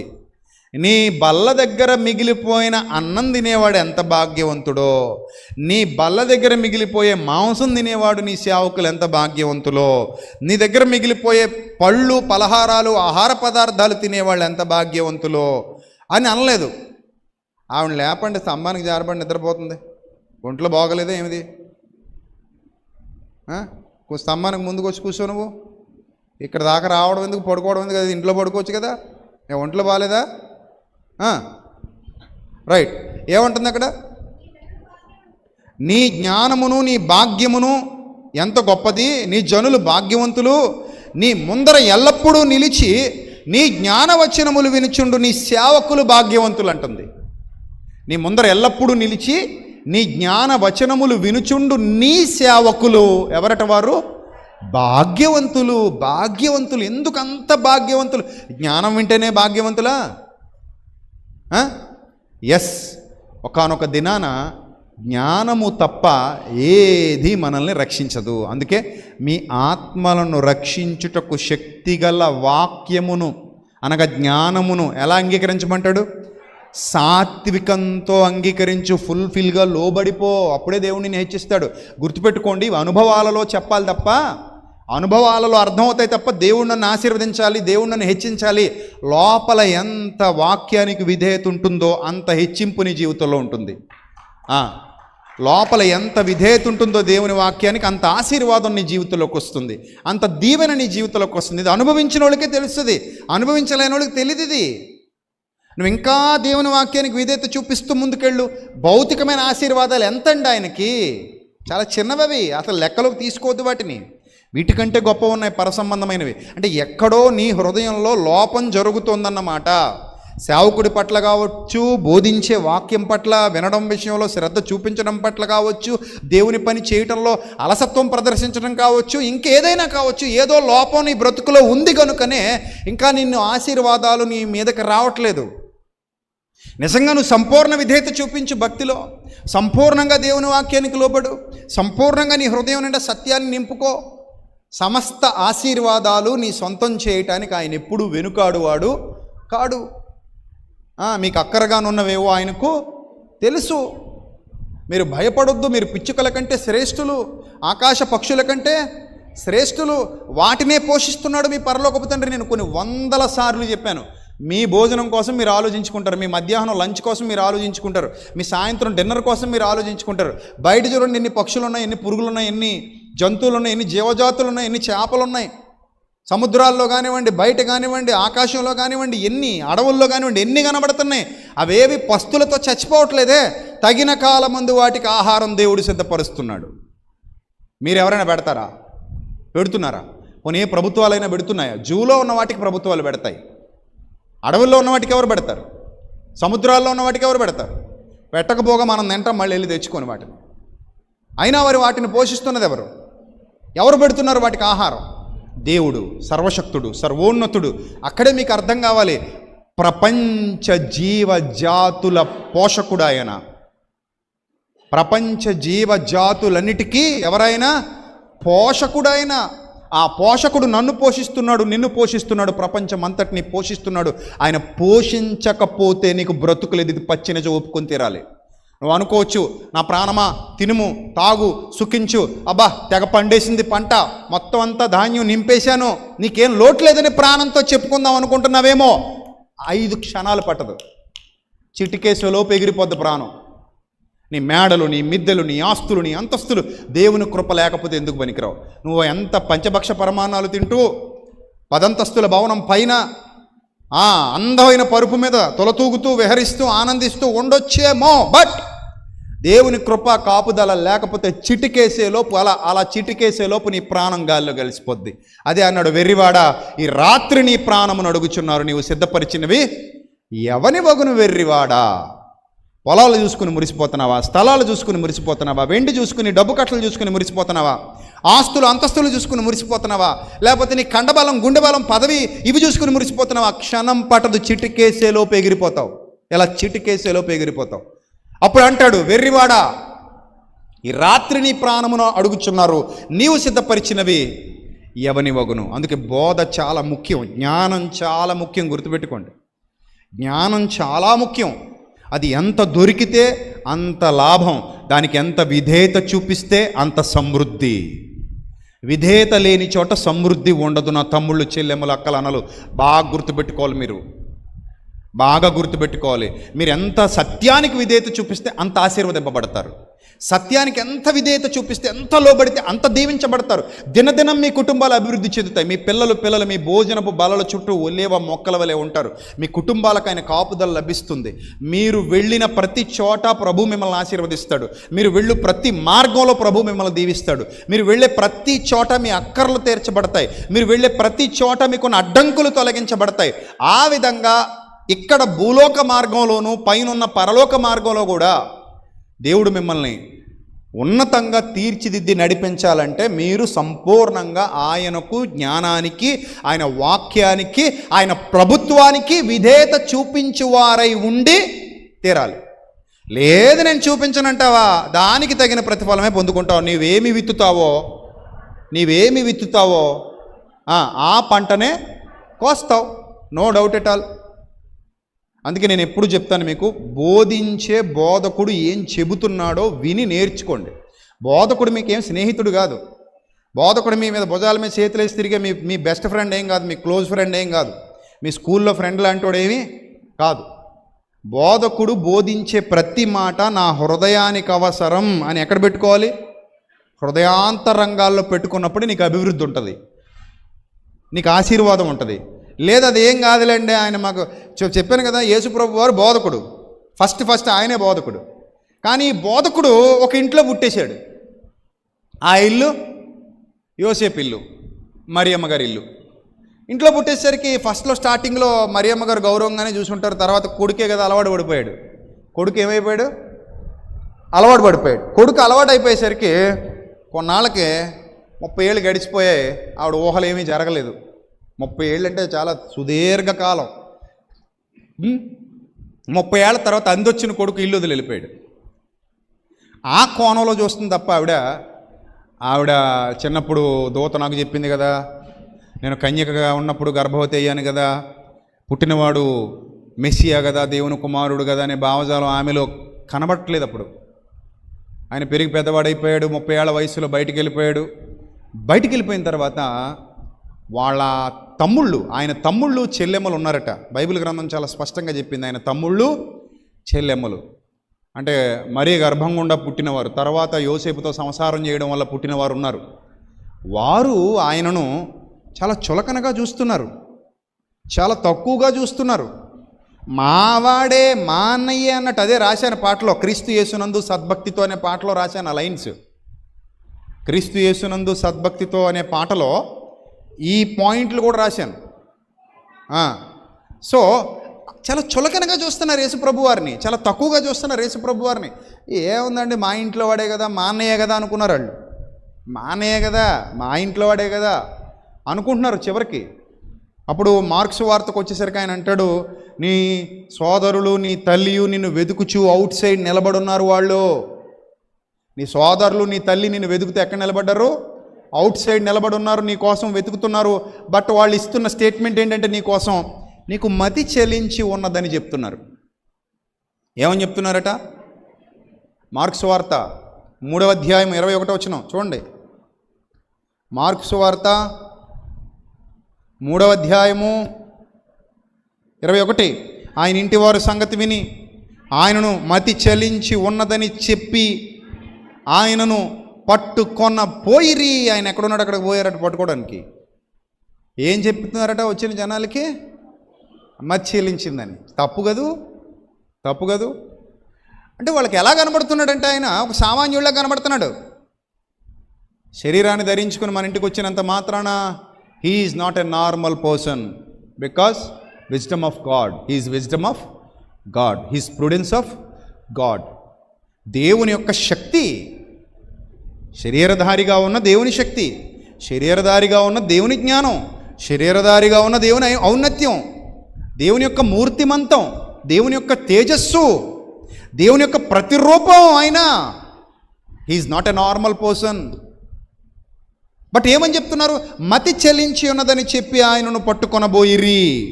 ఇంక యెరూషలేము నుండి వచ్చిన శాస్త్రులు అయితే వాళ్ళేమో ఆగుతున్నారట, ఇతడు బయల్జెబూలు పట్టినవాడై దయ్యముల అధిపతి చేత దయ్యములను వెళ్ళగొడుచున్నాడని చెప్పిరి. ఎంత దుర్మార్గులు చూడండి వీళ్ళు, శాస్త్రులు పరిసయ్యులు. వీళ్ళేమంటున్నారట, ఆయన్ని ఇంటివారేమో మతి చెల్లించింది అంటున్నారు. శాస్త్రులు పరిసయ్యులేమో దయ్యాల అధిపతి తనకు అధికారం ఇచ్చాడు దయ్యం వెళ్ళగొట్టడానికి అంటున్నారు. దయ్యం వెళ్ళగొట్టడానికి దయ్యాల అధిపతి అధికారం ఇస్తాడా? దేవుడిస్తాడా? దేవుడిస్తాడు. కానీ వీళ్ళేం చెప్తున్నారు? దయ్యాల అధిపతి వలన దయ్యాలను వెళ్ళగొడుతున్నారు అనే తప్పుడు మాటలు ప్రచారాలు చేస్తున్నారు. గుర్తుపెట్టుకోండి, దేవుని సేవకుడు సత్యం కోసం నిలబడితే అది సత్యం కాకపోతే ఎవరు పట్టించుకోరు, కానీ అది సత్యం అయితే దుష్ప్రచారాలు చేసేవాళ్ళు ఎక్కువైపోతారు. రుజువు ఇదిగో. ఈరోజు మన మీద కూడా దుష్ప్రచారాలు చేసేవాళ్ళు ఎంతమంది ఉన్నారో యూట్యూబ్లో. మన ఫోటో పెట్టేసుకోవడం, ఏదో మాట్లాడేయడం, మన ఫోటో పెట్టేసుకోవడం, ఏదో చెప్పేయడం. అంటే వీళ్ళు ఏం చర్యలు తీసుకోరు కదా అనుకుంటారో మరి ఏంటో తెలీదు, కానీ దేవుడు చర్యలు తీసుకుంటాడు. కొంతమంది నేను పట్టించుకొని వాళ్ళు ఎవరో కూడా నాకు తెలియదు కానీ వీడియోలు పెడుతుంటారు. వాళ్ళు ఎవరో కూడా నాకు తెలియదు, నా గురించి తప్పుగా మాట్లాడుతుంటారు. వాళ్ళు ఎవరో కూడా నాకు తెలియదు, దుష్ప్రచారాలు చేస్తూ ఉంటారు. కొంతమంది అసూయతో చేస్తారు, కొంతమంది అక్కసుతో చేస్తారు, కొంతమంది ఏమో సాతాను వలన ప్రేరేపింపబడి చేస్తుంటారు. సో ఎవరు ఏం చేసినా సత్యం ఎప్పటికీ సత్యమే, సత్యం ఎప్పటికీ సత్యమే. ఇక్కడ శాస్త్రులు చూడండి, పరిచయులు చూడండి, యేసు ప్రభువు మీద దుష్ప్రచారాలు, దయ్యాల వలన, దయ్యాల అధికారం, దయ్యాలు ఇచ్చే అధికారం ఎవరికి? యేసు ప్రభుకి దయ్యాలు ఇచ్చే అధికారం, దయ్యాల అధిపతి ఇచ్చారట మొత్తానికి అధికారం దయ్యాలు ఎలగొట్టడానికి. ఎంత ఘోరమైన మాటలు మాట్లాడతారో ఒక్కోసారి, ఎంత బాధాకరంగా ఉంటాయో ఆ మాటలు. చూడండి అక్కడ ఏం జరిగింది. ఇంట్లో వాళ్ళు వచ్చి మాట్లాడుతున్నారు మతి చెల్లించిందని. సొంతవారు ఏమని ఉంటున్నారు? వచ్చి మతి చెల్లించిందండి. అతనికి అలవాటు అయిపోయాడు బాగా. ఇంకా ఎలా కనబడుతున్నాడంటే వీళ్ళకి, ఇంట్లో వాళ్ళకి 30 ఏళ్ళు అదే ఇంట్లో ఉన్నాడేమో, ఎలా కనబడ్డాడట? మతి చెల్లించిందండి మా అన్నయ్యకి అని చెప్పుకుని తిరుగుతున్నారు వీళ్ళు. అదే దూరంగా ఉంటే అసలు వీళ్ళు యేసుప్రభు దగ్గరికి రాగలరా? ఆ ఇంట్లో పొట్టు ఉండకపోతే యేసుప్రభు అపాయింట్మెంట్ దొరుకుద్ది వీళ్ళకి. ఆ అమ్మ కడుపున పుట్టాడు కాబట్టి తర్వాత పుట్టినోళ్ళకి అంత లోకు అయిపోయాడు. కానీ ఒక్కవేళ యేసుప్రభు వాళ్ళ ఇంట్లో పుట్టుండకపోతే, వీళ్ళు ఆ మరియ గర్భాన పుట్టుండకపోతే ఆయన అపాయింట్మెంట్ దొరుకుద్దా? కనీసం దగ్గర రాగలరా వీళ్ళు? కనీసం మాట్లాడగలరా? No chance. వాళ్ళకి ఎక్కడ దొరికేసిందంటే అవకాశం, అదే తల్లి గర్భంలో మొదట ఈయన వస్తే తర్వాత వాళ్ళు వచ్చారు. వాళ్ళేమో పురుష స్పర్శ ద్వారా వచ్చారు, ఈయనేమో పరిశుద్ధాత్మ వలన కన్య గర్భవతి కావడం వలన వచ్చారు. అంతే డిఫరెన్స్. కానీ ఒకే గర్భంలో ఉన్నారు వీళ్ళు. ఆ ఒక్క గర్భాన్ని పంచుకు పుట్టడం అన్న కారణం చేత, 30 ఏళ్ళు అదే ఇంట్లో పెరిగాడు అన్న కారణం చేత యేసుక్రీస్తు ప్రభువారిని ఎంత చులకనగా మాట్లాడారు వీళ్ళు. అంటే ఆయన జ్ఞానం వీళ్ళకి కనబడలేదు, ఆయన శక్తి వీళ్ళకి కనబడలేదు, ఆయన ఔన్నత్యం వీళ్ళకి కనబడలేదు, ఆయన సామర్థ్యం వీళ్ళకి అర్థం కాలేదు, ఆయన పవర్ ఏంటో వీళ్ళకి తెలియలేదు. చాలా చులకన స్వభావంతో యేసు ప్రభువును చూడటం మొదలుపెట్టారు. నిజం, ఉంటారు అలాగా. చాలామంది మనకు తారసపడుతుంటారు అలాంటి వాళ్ళు. వాళ్ళు ఎంత చులకనగా, ఎంత హేయంగా, ఎంత అసహ్యంగా మాట్లాడతారంటే దేవుని జ్ఞానం యొక్క శక్తి వాళ్లకు తెలియకపోవడం వల్ల, దేవుని యొక్క తలంపేంటో, పరిశుద్ధాత్మ ప్రేరేపణ ఎలా ఉంటుందో, ఏ సమయంలో ఎలాంటి ప్రేరేపణ ఇస్తాడో, ఏ సమయంలో ఆయన సేవకుడికి ఎలాంటి ఆలోచన ఇస్తాడో, ఏ సమయంలో ఆయన సేవకుడిని ఎలా వాడుకుంటాడో, ఆయన సేవకుడి ద్వారా ఏం మాట్లాడతాడో తెలియకపోవటం వల్ల మాట్లాడే మాటలు ఇవి. నిజంగా అది అర్థమైందనుకోండి, మాట్లాడుతున్నవాడు బోధకుడు కాడు, అతని వెనకుండి ఆలోచన చెబుతున్న ఆలోచనకర్త వేరేగా ఉన్నాడు. ఆ ఆలోచన కర్త ఉండబట్టే ఇలాంటి ఆలోచనలు మనకు వస్తున్నాయి, మన హృదయంలోకి వస్తున్నాయి తప్ప ఇది ఒక వ్యక్తి చెప్పేసే మాట కాదు. అది అర్థం కాలేదు వాళ్ళకి. అందుకే చూడండి, కిందకు వచ్చేసరికి ఏమంటాడంటే, ఆయన కిందకు వచ్చేసరికి ఏమంటాడంటే 31వ వచనం చదవండి. మార్కు సువార్త 3:31. మార్కు సువార్త 3:31 చదవండి. ఏముంది అక్కడ? ఆయన సహోదరులను తల్లియు వచ్చి, ఏమంటున్నారట? ఆయన సహోదరులను తల్లియు వచ్చి వెలుపల నిలిచి ఆయనను పిలువనంపిరి. వెలుపల నిలిచి ఏం చేశారట? ఆయన్ని పిలిపించారట. రండి పిలిపించారట. ఆ పిలిపిస్తే ఏమైందట? జనులు గుంపుగా ఆయన చుట్టూతా కూర్చున్నారట. జనులు గుంపుగా ఏం చేశారట? ఆయన చుట్టూ కూర్చుండిరి. నెక్స్ట్, వారు ఇదిగో నీ తల్లియు నీ సహోదరులు వెలుపల ఉండి నీ కోసరం వెదకుచున్నారని ఆయనతో చెప్పారట. వచ్చి యేసుప్రభుతో చెప్పారట, ఇదిగో నీ తల్లి నీ సహోదరులు బయట ఉండిపోయారయ్యా, బయట ఉండిపోయి వాళ్ళు నీ కోసం ఏం చేస్తున్నారు? వెతుకుతున్నారు. వాళ్ళు they are searching for you, వాళ్ళు వెతుకుతున్నారు నీ కోసం అని చెప్తున్నారట. అప్పుడు ఆయన తన చుట్టూ ఉన్న వారిని, కూర్చున్న వారిని కలియజూచి, అంతకు ముందన్న మాట, ఆయన నా తల్లి నా సహోదరులు ఎవరు? ఎవరు వారు? Who are they? ఎవరు వారు? నా తల్లి ఎవరు? నా సహోదరులు ఎవరు? నా తల్లి ఎవరు? నా సహోదరులు ఎవరు? అదేంటండి 30 ఏళ్ళు ఉన్నాడు మా ఇంట్లోనే, మాతోనే ఉన్నాడు, అంత మాట అన్నాడా? అంటాడు. మాతోనే కలిసి ఉన్నాడు కదా, అయితే మా అమ్మ కడుపునే పుట్టాడు కదా, అయితే 30 ఏళ్ళకు బయటికి వెళ్ళిపోయాడు, ఓకే, అదే ఆయన పని, అందుకే వచ్చాడు. నా తండ్రి పనుల మీద ఉండవలనని మీరు ఎరుగరా, నా తండ్రి పనుల మీద ఉండవలనని మీరు ఎరుగరా, అదే ఆయన పని, ఆయన వర్కే అది. ఆయన జన్మ పరమార్థమే అది, భూలోక ప్రవేశానికి పరమార్థమే అది. ఆయన ఈ లోకానికి శరీరధారిగా రావడంలో కారణమే అది. ఏమంటున్నాడు చూడండి, ఇప్పుడు నా సహోదరులు ఎవరు, నా తల్లి ఎవరు అని చుట్టూ కూర్చున్న వారిని కలయజూచాడట. ఎవరైతే విధేయత కలిగి ఉన్నారో దేవుని వాక్యానికి వాళ్ళందరినీ కలయజూచి ఏమంటున్నాడట, వాళ్ళందరినీ కలయజూచి ఇదిగో నా తల్లి నా సహోదరులు అని 35వ వచనం అందరూ అండర్లైన్ చేసుకోండి. 35వ వచనం అందరూ అండర్లైన్ చేసుకోండి. దేవుని చిత్తము చొప్పున జరిగించువాడే ఎవరట దేవుని చిత్తము చొప్పున జరిగించువాడే నా సహోదరుడు, సహోదరి, తల్లి అని పబ్లిక్ స్టేట్మెంట్ ఇచ్చారు ఆయన. యేసు ప్రభు వారి పబ్లిక్ స్టేట్మెంట్, నా తల్లి, నా సహోదరి ఎవరంటే దేవుని చిత్తము చొప్పున ఎవరు జరిగిస్తున్నారో వాళ్ళు మాత్రమే, మిగిలిన వాళ్ళతో నాకు సంబంధం లేదు అని చెప్పారు. కాబట్టి ప్రియమైన దేవుని ప్రజలారా, అర్థం చేసుకుని ఉంటే యేసు ప్రభు ఒక మహావిజ్ఞానపు గనిలా కనబడతారు. అర్థం కాకపోతే యేసు ప్రభు ఒక సామాన్యుల్లా కనబడతారు. అది మనం చూసే దృష్టికోణం మీద ఆధారపడి ఉంటుంది. నేను ఎందుకు చెప్తున్నానంటే, చాలామంది ఇక్కడ కూర్చుంటున్నారు, చాలామంది ఇక్కడ కూర్చుని వాక్యం వింటున్నారు, చాలామంది చక్కగా వస్తున్నారు, వెళుతున్నారు. కానీ ఇక్కడికి వచ్చి మీరు వాక్యం వింటున్నంతసేపు, మీరు ఆరాధనలో పాల్గొంటున్నంతసేపు మీరు వింటున్నది జీవవాక్యం, అది గుర్తుపెట్టుకోండి.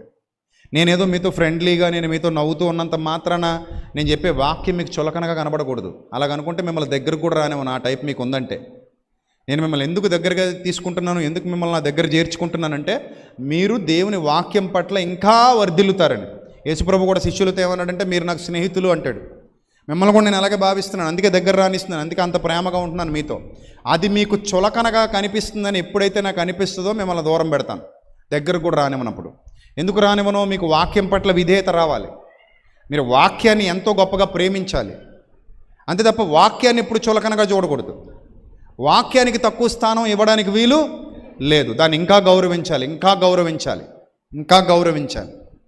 అలా గౌరవించగలిగే స్థాయి మీలో పెరగాలి. That is a real pastors appreciation day. ఒక సేవకుడు సంఘములన్నింటినీ గూర్చి చింత కలిగి ఉన్నాడు. ఎప్పుడు సంఘం వర్ధిల్లుతుందో అప్పుడు సేవకుడికి సంతోషం. ఎందుకో చెప్పను, ఒక మాట మీకు చెప్తాను, జాగ్రత్తగా వినండి.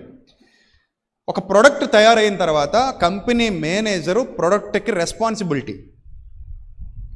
ఆ కంపెనీ CEO ఎవరైతే ఉంటాడో ఆ CEO ఆ ప్రోడక్ట్ విషయమై ఎవరిని ప్రశ్నిస్తాడు? మేనేజర్ని ప్రశ్నిస్తాడు. ఈ ప్రోడక్ట్ ఎలా ఉంది, ఇది గుడ్ ఆర్ బ్యాడ్, దాన్ని బట్టే నీకు వచ్చేటువంటి ఘనత ఆధారపడి ఉంటుంది. ఏ company, any kind of company, even software కంపెనీలో కూడా ఆ ప్రాజెక్ట్ పూర్తయిన తర్వాత ఎవరిది బాధ్యత? ప్రాజెక్ట్ మేనేజర్ ఒకడు ఉంటాడు కదా, ఆ పైన కంపెనీ CEO ఒక ఆయన ఉంటాడు కదా. ప్రాజెక్ట్ నీకు అప్పగిస్తారు, ఒక టీంకి అప్పగిస్తారు. టీంలో కొంతమంది విడివిడిగా ఆ ప్రాజెక్ట్ పూర్తి చేస్తారు. ఈ ప్రాజెక్ట్ పూర్తి చేసిన తర్వాత దాని తాలూకా ఏదైనా ప్రాబ్లం వస్తే ఎవరిని అడుగుతాడు? CEO మేనేజర్నే అడుగుతాడు. మేనేజర్ సమాధానం చెప్పాలి. అంటే వీళ్ళందరూ ఎవరి కింద ఉంటారు? ప్రాజెక్ట్ మేనేజర్ కింద ఉంటారు. ఈ ప్రాజెక్ట్ మేనేజర్ ఎవరికి సమాధానం చెప్తాడు? కంపెనీ CEOకి సమాధానం చెప్తాడు. ఇన్ ద సేమ్ సెన్స్ దేవుడు ఎవరిని లెక్క అడుగుతాడు, దేవుడు ఎవరిని ప్రశ్నిస్తాడు అంటే ఒక మాట గ్రంథంలో రాయబడింది. జాగ్రత్తగా చూద్దాం, ముగింపులోకి వెళ్తున్నాం, జాగ్రత్తగా చూద్దాం. హెబ్రీ పత్రిక 3వ అధ్యాయము 7వ వచనం మొదటిగా చూద్దాం. హెబ్రీ పత్రిక 13వ అధ్యాయము 7వ వచనం. హెబ్రీ పత్రిక 13వ అధ్యాయము, హెబ్రీ పత్రిక 13వ అధ్యాయము 7వ వచనం. మీకు దేవుని వాక్యము బోధించి, అంటే బోధకుడు అని అర్థం. బోధకుడు మిమ్మల్ని ఎక్కడ ఎప్పుడు ఎవరు అడిగినా ఒకటే మాట వస్తుంది, మీకు దేవుని వాక్యము బోధించి. బోధించి అంటే అర్థం ఏంటి? మాకు సత్యం నేర్పిస్తున్నాడు ఒక ఆయన, మాకు సత్యాన్ని బోధిస్తున్నాడు ఒక ఆయన. ఏం బోధిస్తున్నాడు? సత్యాన్ని బోధిస్తున్నాడు. మీకు దేవుని వాక్యము బోధించంటే మీ తలలోనికి పంపించి తర్వాత మీ పైన ఎవరైతే దేవుని వలన నాయకులుగా ఉన్నారో, ఇందాక చెప్పాను కదా, ఇది ఎవరి ప్రభుత్వం అంటే ఇది దేవుని ప్రభుత్వం. లోక ప్రభుత్వంలో నాయకత్వాన్ని లోక ప్రభుత్వాలు నిర్ణయించుకుంటున్నాయి. మరి దేవుని ప్రభుత్వంలో నాయకత్వాన్ని ఎవరు నిర్ణయించారు? దేవుడు నిర్ణయించాడు. గనుక ఈ ప్రభుత్వంలో ఉన్నంత వరకు దైవ భయం కలిగిన వాడు దేవుని నాయకత్వానికి లోబడతాడా? లోబడ్డా? ఖచ్చితంగా లోబడతాడు. దేవుని భయం ఉన్నవాడు దేవుని నాయకత్వానికి లోబడతాడు. ఇది దేవుని నాయకత్వం, మానవుని నాయకత్వం కాదు. ఇది దైవ నిర్ణయం, మానవుని నిర్ణయం కాదు. ఇది దేవుని ఏర్పాటు, మానవుని ఏర్పాటు కాదు. ఇది దేవుని యొక్క ప్రణాళిక, మానవుని ప్రణాళిక కాదు. ఇది దేవుడు సిద్ధపరిచిన విధి. ఈ జ్ఞానము, ఈ ఆలోచన దేవుడిస్తే తప్ప ఒకనికి సొంతం కావు. అందుకంటాడు అపోస్తుల కార్యాల్లో ఒక అద్భుతమైన మాట ఉంటుంది, అది చూసుకొని ఇక్కడికి వద్దాం. ఇది దేవుని వలన ఏర్పాటు చేయబడినదా, దానిని ఎవ్వడు ఏం చేయలేడట, నిర్మూలము చేయలేడట. ఒకవేళ దేవుని వలన కాదా, అది నిలబడదట. చూడండి అపోస్తుల కార్యాల్లో 5వ అధ్యాయము, అపోస్తుల కార్యాలు 5వ అధ్యాయము 38 నుండి చదువుదాం. అందరు తీయాలి బైబిల్. కాబట్టి నేను మీతో చెప్పునదేమనగా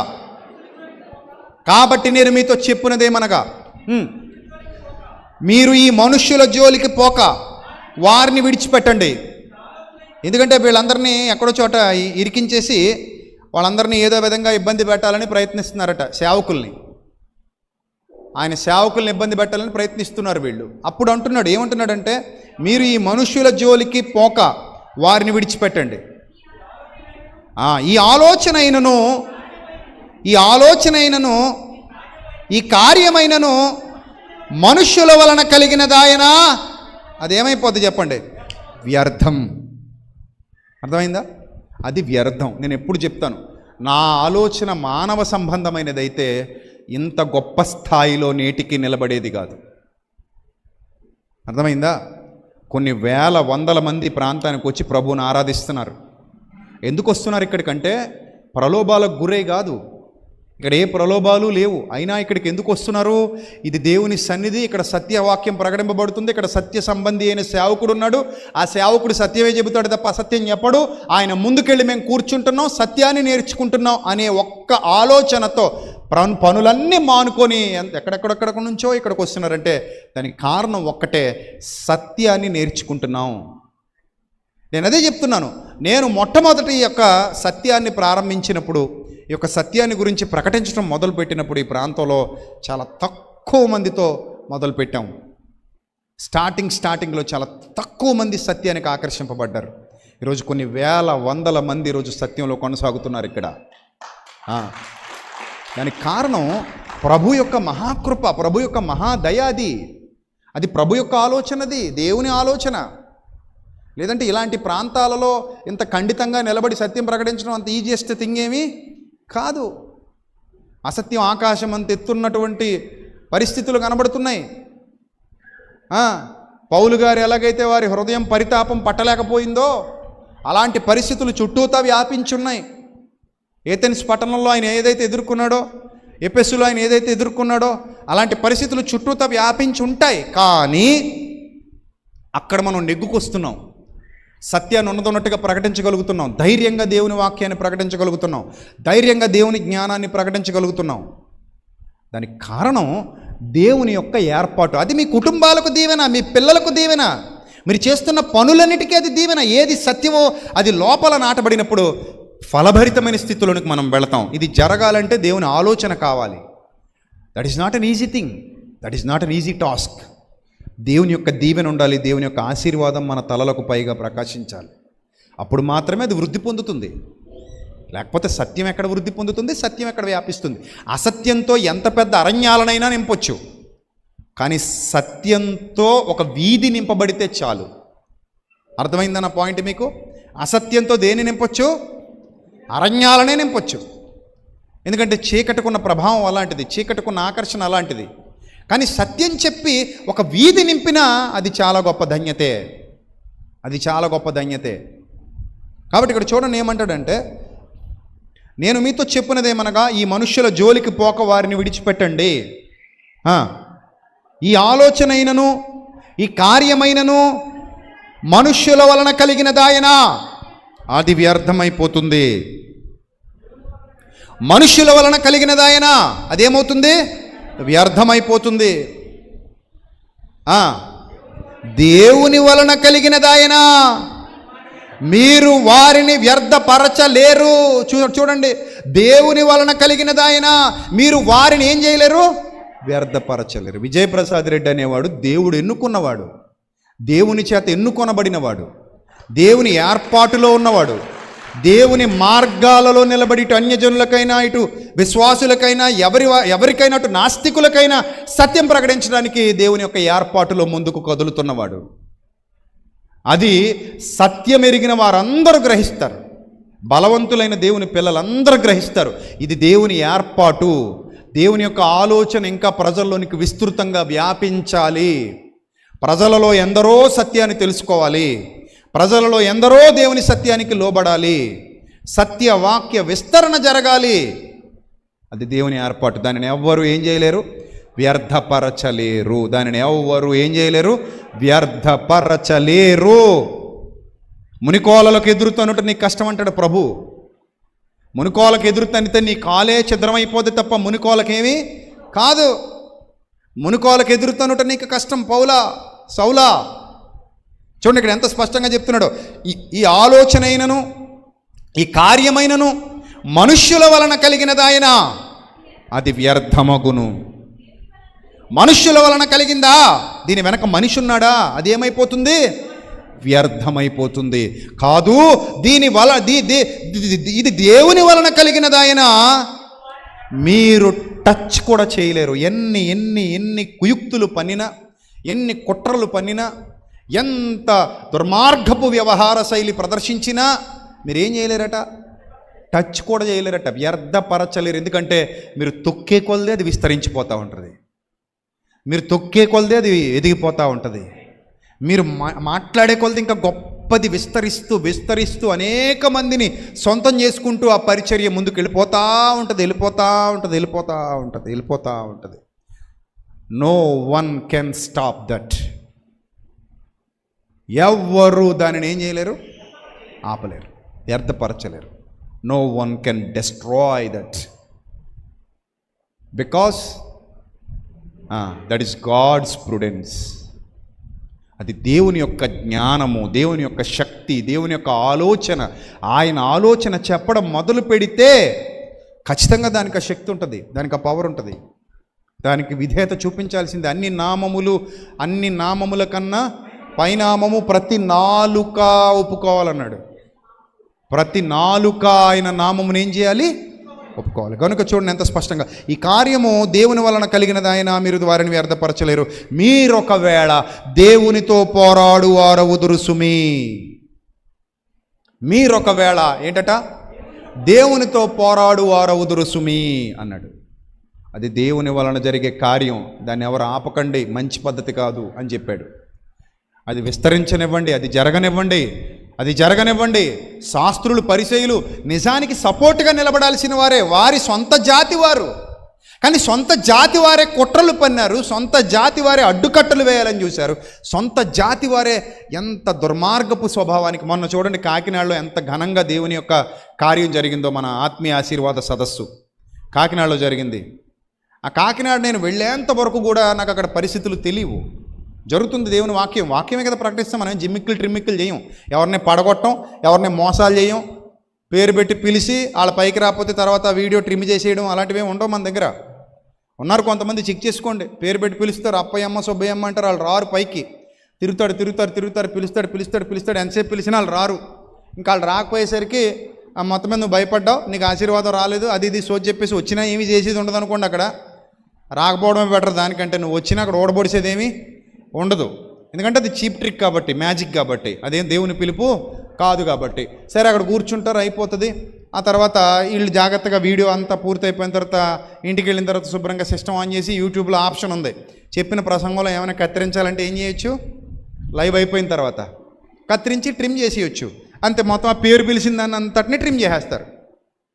ట్రిమ్ చేసి దాన్ని లేపేస్తారు. ఇంకా అంతే. జనానికి ఇంకా అది కనబడదు. జనం కనబడదు, అక్కడ అయిపోద్ది. సో అలాంటిది కాదు మనది. సత్యం ప్రకటిస్తాం, ఉన్నది ఉన్నట్టుగా ప్రకటిస్తాం, వాక్యం ప్రకటిస్తాం, దానికోసం ఎక్కడైనా నిలబడతాం, మాట్లాడతాం, అందరికీ తెలియజేస్తాం. దేవుని జ్ఞానం ఇది, అందులో ఉన్న కోణాలు ఇవి అని ఎవరికి ఏ విధంగా సత్యం ప్రకటించాలో ఆ విధంగా సత్యం ప్రకటిస్తూ ఆత్మలను సంపాదిస్తూ ముందుకెళ్ళిపోతున్నటువంటి పరిచర్య మనది. రైట్. సో ఈ పరిచర్యను ఆటంకపరచడానికి కొందరు సిద్ధపడ్డారని తర్వాత విన్నాను నేను. ప్రజలను వెళ్ళొద్దనడం, మనవాళ్లే, బయట వాళ్ళు కాదు, ఇంతకీ మనవాళ్ళని చెప్పుకుంటున్న వాళ్ళే, మీరు అక్కడికి వెళ్ళకండి, మీరు ఆ మాటలు వినకండి, మీరు అక్కడికి వెళ్ళి దేవుని జ్ఞానం నేర్చుకోకండి. ఎందుకు ఎందుకు వద్దు? నాకు అర్థం కాల. ఏం తప్పు చెప్తున్నారని వద్దు అంటే, అక్కడికి వెళితే మీరు దానికి ఆకర్షింపబడిపోతారు, అక్కడికి వెళితే మీరు సత్యానికి ఆకర్షింపబడిపోతారు, మీరు దేవుని నిజమైన వాక్యానికి ఆకర్షింపబడిపోతారని భయమా ఏమో మరి నాకు తెలీదు. మీరు వెళ్ళకండి, మీరు వెళ్ళొద్దు అక్కడికి. నేనేమంటాను తెలుసా? నేను ఎప్పుడు మీకు ఒకటే చెప్తాను, ఎక్కడికైనా వెళ్ళండి, సత్యాసత్యాలు పరీక్షించుకోండి. అంత ధైర్యంగా చెప్తాను నేను. ఎక్కడికైనా వెళ్ళండి, వెళ్ళొద్దని నేను ఎప్పుడైనా చెప్పానా? నేను చెప్పను. వెళ్ళండి, ఎక్కడికైనా వెళ్ళండి, సత్యాసత్యాలు పరీక్షించుకోండి, కంగారు పడకండి, మీరు ఏమి వినుచున్నారో జాగ్రత్తగా చూసుకోండి. ఈ ధైర్యం ఎవరికి ఉంటుంది? బలవంతులైన పిల్లలు ఉన్నప్పుడు మీరు వెళ్ళండి రా, ఏం భయం లేదు, దుష్టుడు మిమ్మల్ని ఏమీ చేయలేడు, వెళ్ళండి, వినండి, మళ్ళీ రండి. బేరీజు వేసుకోండి, చీకటికి వెలుగుకున్న తేడా మీకు తెలియాలి. కానీ బలహీనుల్ని పెంచి పోషించేవాడు మీరు వెళ్ళకండి అంటాడు. అంతమంది, అందరూ కాదు, కొందరు మన వాళ్ళని చెప్పుకుంటున్న వాళ్ళే ఆ సభకు వెళ్ళొద్దని ప్రచారాలు చేసినా కూడా ప్రజలను ఆపగలిగారా? కాకినాడ పట్టణంలో విస్తృతమైన బలమైన పరిచర్య జరిగింది. అనేక మంది సత్యవాక్యం కోసం వచ్చారు, తరలి వచ్చారు. పైన బాల్కనీలోనూ కూర్చుండిపోయారు, కిందన ప్రజలందరూ కూర్చుండిపోయారు. చాలా చక్కగా దేవుని వాక్యం ప్రకటింపబడింది. అప్పుడు నేను అక్కడ ఉన్న అందరి కొరకు ప్రార్థన చేశాను. మీరు నమ్మండి, వెళ్ళొద్దని చెప్పిన వాళ్ళ కోసం కూడా నేను ప్రార్థన చేశాను. వాళ్ళ సంఘాలను బలపరచమని ప్రార్థన చేశాను. అంత అయిపోయాక ఆ సహోదరులు వచ్చి నాతో చెప్తున్నారు, అన్నయ్య మీది ఎంత మంచి మనసు, వెళ్ళొద్దని చెప్పిన వాళ్ళ కోసం కూడా ప్రార్థన చేశారు అంటే. నేను అన్నాను, వాళ్ళు వెళ్ళొద్దన్నారని నాకు తెలియదు నాయన, వాళ్ళు వెళ్ళొద్దారని తెలిసినా కూడా ఇలాగే ప్రార్థన చేస్తాను నేను, బలపరచమని అడుగుతాను. ఎందుకు బలహీనులుగా ఉన్నారా నాయన అని. మీరు ఇంకా ఎలా ఉన్నారు? బలహీనులుగా ఉన్నారు. మీరు బలవంతులు కావాలి. బలవంతుడైన ప్రతివానికి దేవుని జ్ఞానం అర్థం అవుతుంది, దేవుని సేవకుడి వివేకం అర్థం అవుతుంది, ఆత్మల సంపాదన అంటే ఏంటో అర్థం అవుతుంది, ప్రేమగా సత్యం ఎలా చెప్పాలో అర్థం అవుతుంది. బలహీనుడైన వాడు దాన్ని గ్రహించక బుర్రజల్లేస్తాడు, అంతే, బుర్రచల్లేస్తాడు. కానీ బలవంతుడు ఎప్పుడు కూడా దేవుని బోధను, దేవుని జ్ఞానాన్ని అర్థం చేసుకుంటాడు. అక్కడికి వెళ్ళొద్దు, అక్కడికి వెళ్తే అలాగని తిట్టేసి ప్రసంగాలు చేసేస్తుంటే అది నీ బలహీనతకు సాదృశ్యం. నేను అలాగ అన్ను. ఎక్కడికైనా వెళ్తారా? వెళ్ళండి, వెళ్ళి మన వాక్యానికి వచ్చేయండి. కానీ ఇక్కడ మానేసి అక్కడికి వెళ్ళమని చెప్పను. ఇక్కడ వినేసి ఆ తర్వాత నువ్వు వెళ్తే వెళ్ళు, కనబడిరా, కూర్చొనిరా, వినరా. కానీ ప్లేట్లో పెట్టినంత మాత్రం తినేవు కదా. ఏం చేస్తావు? ప్లేట్లో ఏం పెట్టారో చూస్తావా? చూడకుండా అంటావా? అలా అనవు కదా. ఎవరు ప్లేట్లో పెట్టినా ఏం చేస్తావు? ఈ ప్లేట్లో ఉన్నది తినదగినదా, తినతగనిదా, ఇది బలమైనదా, బలహీనమైనదా? ఇప్పుడు నన్ను ఎవరో డిన్నర్కి పిలిచి కొంచెం మెత్తగా కలిపేసిన మిక్సీ కొట్టేసిన పప్పు అన్నం, ఫారెక్స్ కొంచెం, సెరిలాక్ కొంచెం బెటర్ అనుకోండి, ఏమంటాను నేను? మీ డిన్నర్కు దండం, ఇది నేను తినేది కాదంట. అంటే నాకు ఫారెక్స్ పెట్టకూడదు. నన్ను డిన్నర్కి పిలిచినప్పుడు నాకు ఫారెక్స్, సెరిలాక్, హార్లిక్స్ ఇది నాకు పెట్టకూడదు. అది ఎవరికి పెట్టాలి? ఆ స్థాయి ఒక కప్పు పాలు పెట్టేసి ఇదిగో డిన్నర్ కంప్లీట్ చేసుకో అన్నారు అనుకోండి, ఆ పాలు దగ్గర మళ్ళీ ఒక ఉగ్గిన్నే లేదా ఒక పాలు సీసా. నాకెందుకు ఇవన్నీ? నేను బలవంతుణ్ణి, అది నాకు సూట్ అయ్యేది కాదు. అది నువ్వు ఎవరికి పెట్టాలి? పెడితే బలహీనలకు పెట్టుకో. ఇప్పుడు మిమ్మల్ని పిలిచినప్పుడు కూడా అలా ఫుడ్ పెట్టారనుకోండి, బాబు మేము ఇవన్నీ ఎప్పుడో దాటేసాం 20 ఏళ్ల కిందట, మేము ఎప్పుడో దాటేసాం 15 ఏళ్ల కిందట, మేము ఎప్పుడో దాటేసాం ఇవన్నీ, ఇప్పుడు మేము ఆ స్టేజ్కి పోయాం. మా స్టేజ్ వేరు, మీ స్టేజ్ వేరు అని చెప్పాలి. అంతేగాని ఏం పర్లేదండి ఆ ఉగ్గిని నిలగిచ్చేయండి, మీ కాళ్ళ మీద పడుకుంటాను పోసేయండి అని నోరు చాపకూడదు. కాళ్ళ మీద పడుకుని ఉగ్గిన్నతో పాలు తాగే వయసా నీది? మరి నీ స్థాయి ఏంటి? నువ్వు ఎదిగావు, పెద్దవాడవయ్యావు, పెద్దదానవయ్యావు. అలా కాదండి, గ్లాస్తో పాలు తాగలేనండి, మరి ఏం పెట్టాలి నాయనా నీకు? ఒక బాటిల్ అండి, బాటిల్ పైన క్యాప్ పైన ఒక పాల పీక, అది నోట్లో పెట్టుకుని చప్పరించుకుంటూ తాగుతానండి పాలు. అలాగైతే కానీ నాకు తాగినట్టు ఉండదంటే ఏది డబ్బా తెచ్చుకు తాగి చూడు ఎలా ఉంటుందో. వెంటనే మీ ఇంట్లో వాళ్ళే నిన్ను తీసుకెళ్ళి ఎక్కడేస్తారు? పిచ్చి హాస్పిటల్ వేస్తారు. మావాడికి పిచ్చి పట్టిందండి, గ్లాస్తో తాగే వయసు వచ్చినా కూడా ఏం కావాలంటున్నాడు వీడు? పాలపేక కావాలంటున్నాడు, పాలపేకతో తాగుతాను అంటున్నాడు పాలని. మీ స్థాయి అది కాదు. మీరు ఎదిగారు, గొప్పోళ్ళు అయ్యారు, పెద్దోళ్ళు అయ్యారు. ఆ స్థాయికి తగ్గట్టుగా మీరు ఉండాలి. అందుకే నేను అంటాను, అన్ని చోట్లకు వెళ్ళండి, అన్నీ వినండి, సత్యమేదో అసత్యమేదో పరీక్షించుకున్నప్పుడు నమ్మండి. తొందరపడి దేనిని నమ్మకండి, తొందరపడి దేని వెంట పరుగెత్తకండి. కొంత సమయం పడుతుంది. అయ్యో ఈయన చెప్పేశారండి, ఆయన ఇంకా మాట్లాడలేదండి, కంగారు పడకండి, వెంటనే మాట్లాడాలి అవో. అయినా నీకే అర్థమైపోవాలి. ఇంకెక్కడ దాకా వచ్చాక నువ్వు డౌట్లు అడగకూడదు, నువ్వు డౌట్లు ఎక్స్ప్లెయిన్ చేసే స్థాయికి ఎదగాలి. వాళ్ళు ఎలాగన్నారు, వీళ్ళు ఎలాగన్నారు, అతను ఆ వచనాన్ని ఎలా చెప్పాడు, ఇతని వచనాన్ని ఎలా చెప్పాడు, ఎవడు ఏ వచనాన్ని ఎలా చెప్పినా సరే బైబిల్ సారాంశం దాన్ని ఒప్పుకుంటుందా లేదా అనే విజ్ఞత వివేకం ఎవరికి ఉండాలి? మనకు ఉండాలి. అర్థమైందా? మనకు ఉండాలి ఆ వివేకం, మనకు ఉండాలి ఆ విజ్ఞత. సో కాబట్టి ఆ విజ్ఞతతో ఆ వివేకంతో ఆలోచిస్తే నీకు అన్నీ అర్థమవుతాయి. ఆ విజ్ఞత వివేకం లేనప్పుడు నీకేమీ అర్థం కావు. కాబట్టి ఇక్కడ ఎంత స్పష్టంగా చెప్పాడంటే, మీరు దేవునితో పోరాడువారు అవుతారు, మీరు దేవునితో పోరాడువారు అవుతారు. సో వాళ్ళు ఎంత ప్రయత్నం చేసినా సభలు ఘనంగా జరిగాయి. ఎప్పటికీ సత్యం వ్యాపిస్తూనే ఉంది, దేశ విదేశాలకు పాకుతూనే ఉంది, అనేక మందిని పడుతుంది, అనేక మందిని నిలబెడుతుంది. వాళ్ళకి తెలుసు ఇది స్వచ్ఛమైన వాక్యం. మా విజయ్ అన్న మమ్మల్ని ఎప్పుడూ మోసం చెయ్యడు, ఎంతవరకు ఎప్పుడూ మమ్మల్ని మోసం చేయలేదు, మోసపూరితమైన బోధల్లో మమ్మల్ని నడిపించలేదు. ఆయన మమ్మల్ని ప్రభువుకు దగ్గర చేశాడు తప్ప లోకానికి దగ్గర చేయలేదు. యేసు ప్రభు ఘనతను ఔన్నత్యాన్ని మాకు ఉన్నతంగా చాటి చెప్పాడు తప్ప యేసుక్రీస్తుని ఎప్పుడు మా అన్నయ్య మా ఎదురుగా తగ్గించలేదు అని సాక్ష్యం ఇచ్చేవాళ్ళు మన పిల్లలు. ఎక్కడున్న వాళ్ళే కాదు, ఇంకా అనేక ప్రాంతాల్లో దేశ విదేశాల్లో ఉన్నారు మన పిల్లలు చాలామంది. వాళ్ళందరూ కూడా సత్యానికి సాక్షులు, వాళ్ళందరూ సత్యానికి స్తంభాలు. తొట్టిల్లిపోయే చిన్నవాళ్ళు కాదు వాళ్ళు. కొంతమంది ఉంటారు పీజీ చదివేసి మళ్ళీ ఎల్కేజీలో జాయిన్ అవుతుంటారు. మనకాడ ఉన్నారు 4-5 ఉన్నారు అలాగా. పీజీ చదివేసి మళ్ళీ ఎక్కడ జాయిన్ అయ్యారు? వెళ్ళి దేవి ఎక్కడ జాయిన్ అయ్యారు? ఎల్కేజీలో జాయిన్ చేశారు. పీజీ చదివిన తర్వాత ఎక్కడ జాయిన్ అవ్వకూడదు? ఎల్కేజీకి పోకూడదు. పీజీ చదివితే పీజీ స్థాయిలో ఉండు. సో ఆ స్థాయి కలిగి ఉండాలి, ఆ జ్ఞానం ఆ వివేకం కలిగి ఉండాలి, ఆ నమ్మకత్వం కలిగి ఉండాలి. అప్పుడు ఇదిగో ఇది దేవుని ఆలోచన. ఈ ఆలోచనైనను ఈ కార్యమైనను మనుష్యుల వలన కలిగినదాయన అదేమోను వ్యర్థమగును. దేవుని వలన కలిగినదాయన మీరు వారిని ఏం చేయలేరు? వ్యర్థపరచలేరు. మీరు ఒకవేళ దేవునితో పోరాడువారవుదురు సుమి. మీరు ఒకవేళ ఎవరితో పోరాడుతున్నారు? దేవునితో పోరాడుతున్నారు, జాగ్రత్త. దేవునితో పోరాడువారు అవుతున్నారు, జాగ్రత్త అన్నాడు. కాబట్టి ప్రియమైన దేవుని సంగమా, బోధ మీ దగ్గరకు వస్తున్నప్పుడు హెబ్రీ పత్రిక ముగించుకుందాం. చివరి వచనం, హెబ్రీ పత్రిక 13వ అధ్యాయము 7వ వచనం. మీకు దేవుని వాక్యము బోధించి మీ పైన నాయకులుగా ఉన్న వారిని జ్ఞాపకము చేసుకొని వారి ప్రవర్తన ఫలమును శ్రద్ధగా తలంచుకొనుచు వారి విశ్వాసమును అనుసరించుడి. కింద ఏమంటాడు చూడండి. యేసుక్రీస్తు నిన్న నేడు ఒక్కటే రీతిగా ఉన్నాడు. అవును, యుగయుగములకును ఒక్కటే రీతిగా ఉండును. నానా విధములైన అన్య బోధల చేత తిప్పబడకుడి. నానా విధములైన అన్య బోధల చేత ఏమవుద్ది? తిప్పబడకండి. గాలికి చెదరగొట్టబడే పొట్టులాగా ఒకసారి ఒకలాగా అలా తిప్పబడకండి. ఎలా ఉండాలి? స్టేబుల్గా ఉండండి, నిలకడగా ఉండండి, స్థిరులుగా ఉండండి, కదలని వారుగా ఉండండి. ఇక్కడ 16వ వచనం చదువుకుని ముగించుకుందాం. 13, 16. ఉపకారం చేయడం మర్చిపోకండి, ధర్మం చేయడం మర్చిపోకండి. అట్టి యాగములు దేవునికి ఇష్టమైనవి.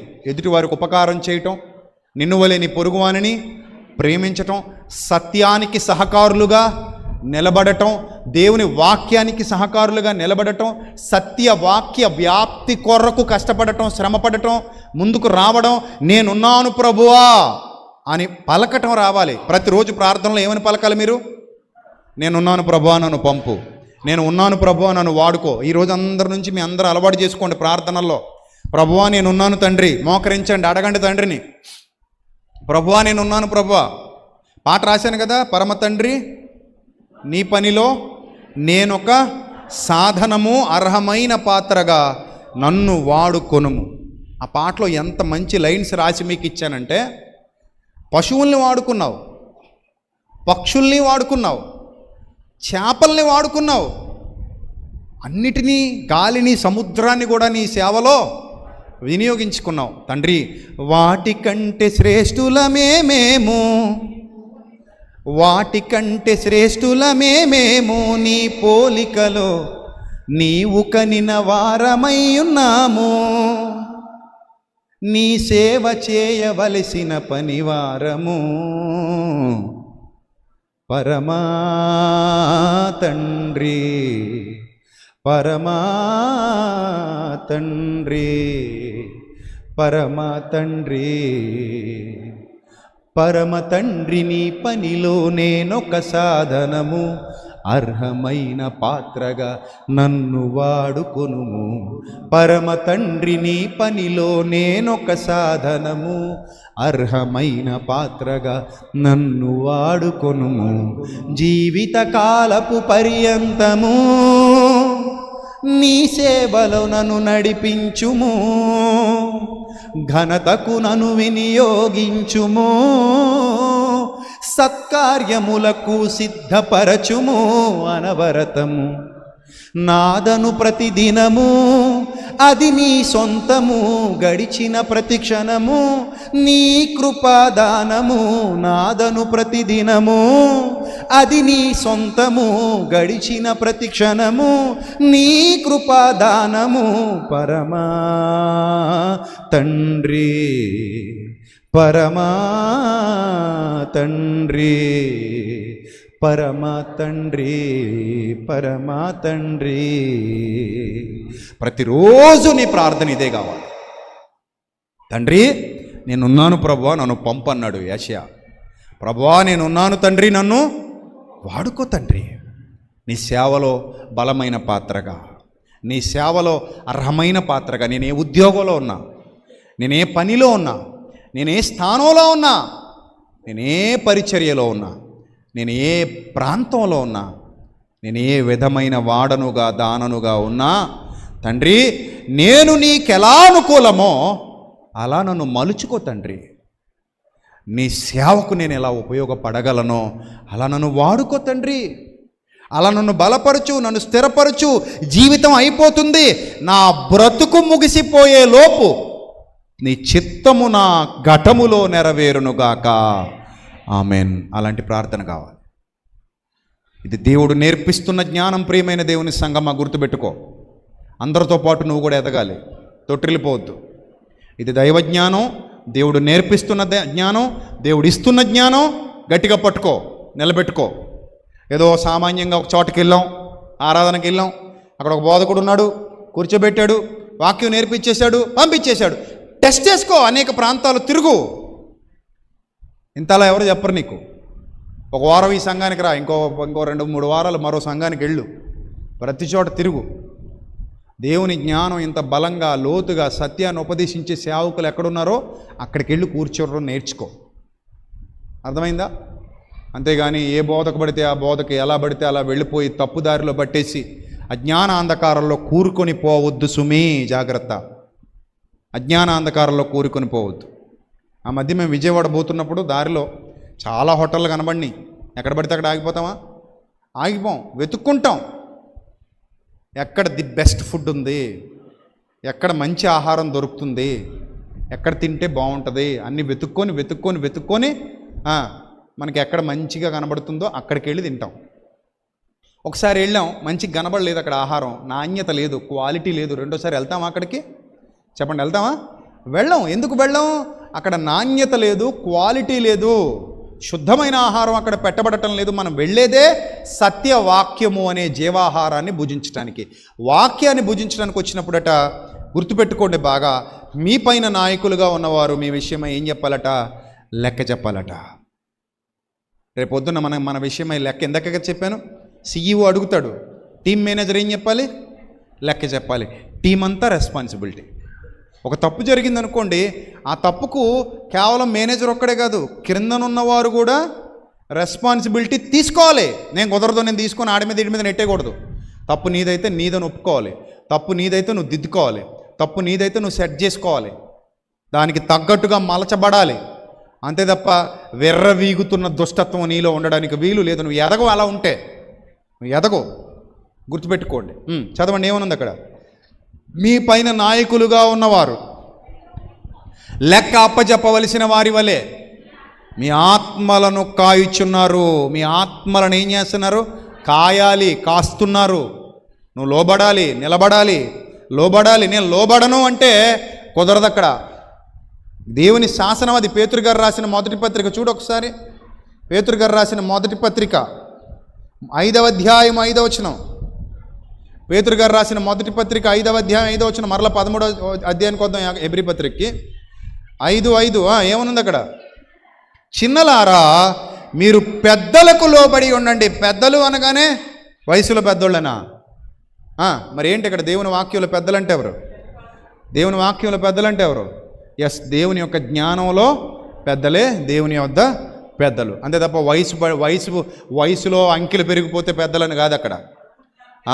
దేవుని జ్ఞానంలో పెద్దలైన వారే పెద్దలు. వయస్సులో అంకెలు పెరిగిపోయిన పెద్దలందరూ జ్ఞానవంతులు కారు. నాకు తెలిసిన పెద్దలు చాలామంది ఉన్నారు, వాళ్ళకి ఏజ్ పెరిగింది తప్ప గేజ్ పెరగలేదు. అంటే జ్ఞానం లేదు ఇంకా వాళ్ళకి. కానీ వయసులో మాత్రం ఏ స్థాయికి వెళ్ళిపోయారు? అబ్బో, చాలా చివరికి వెళ్ళిపోయారు. వృద్ధులందరూ జ్ఞానవంతులు అనడానికి అవకాశం లేదు. అలాగని చిన్నవాడికి జ్ఞానం లేదనడానికి అవకాశం లేదు. తిమోతి చిన్నవాడే, కానీ సంఘానికి అంతటికి ఉపదేశం చేశాడు. అందులో వృద్ధ స్త్రీలు కూడా ఉన్నారట, వాళ్ళు కొండికత్తులుగా ఉన్నారట. తిమోతి చిన్నవాడే, కానీ వృద్ధ స్త్రీలకు ఏం బోధిస్తున్నాడు? జ్ఞానాన్ని బోధిస్తున్నాడు. వాళ్ళు ఎలా ఉన్నారట? కొండికత్తెలుగా ఉన్నారని పత్రిక చెప్తోంది. కాబట్టి ఇక్కడ చిన్నపిల్లలారా పెద్దలకు లోబడి ఉండండి అంటే పెద్దలంటే ఎవరు? కేవలం తలనిరిసిన వారని కాదు, జ్ఞానంలో పెద్దలు, దేవుని వాక్యంలో పెద్దలు, దేవుని యొక్క మాటలలో దేవునికి లోబడిన పెద్దలు. అందుకే చిన్నలారా, మీరు పెద్దలకు ఏమై ఉండండి? లోబడి ఉండండి. మీ పైన నాయకులుగా ఉండి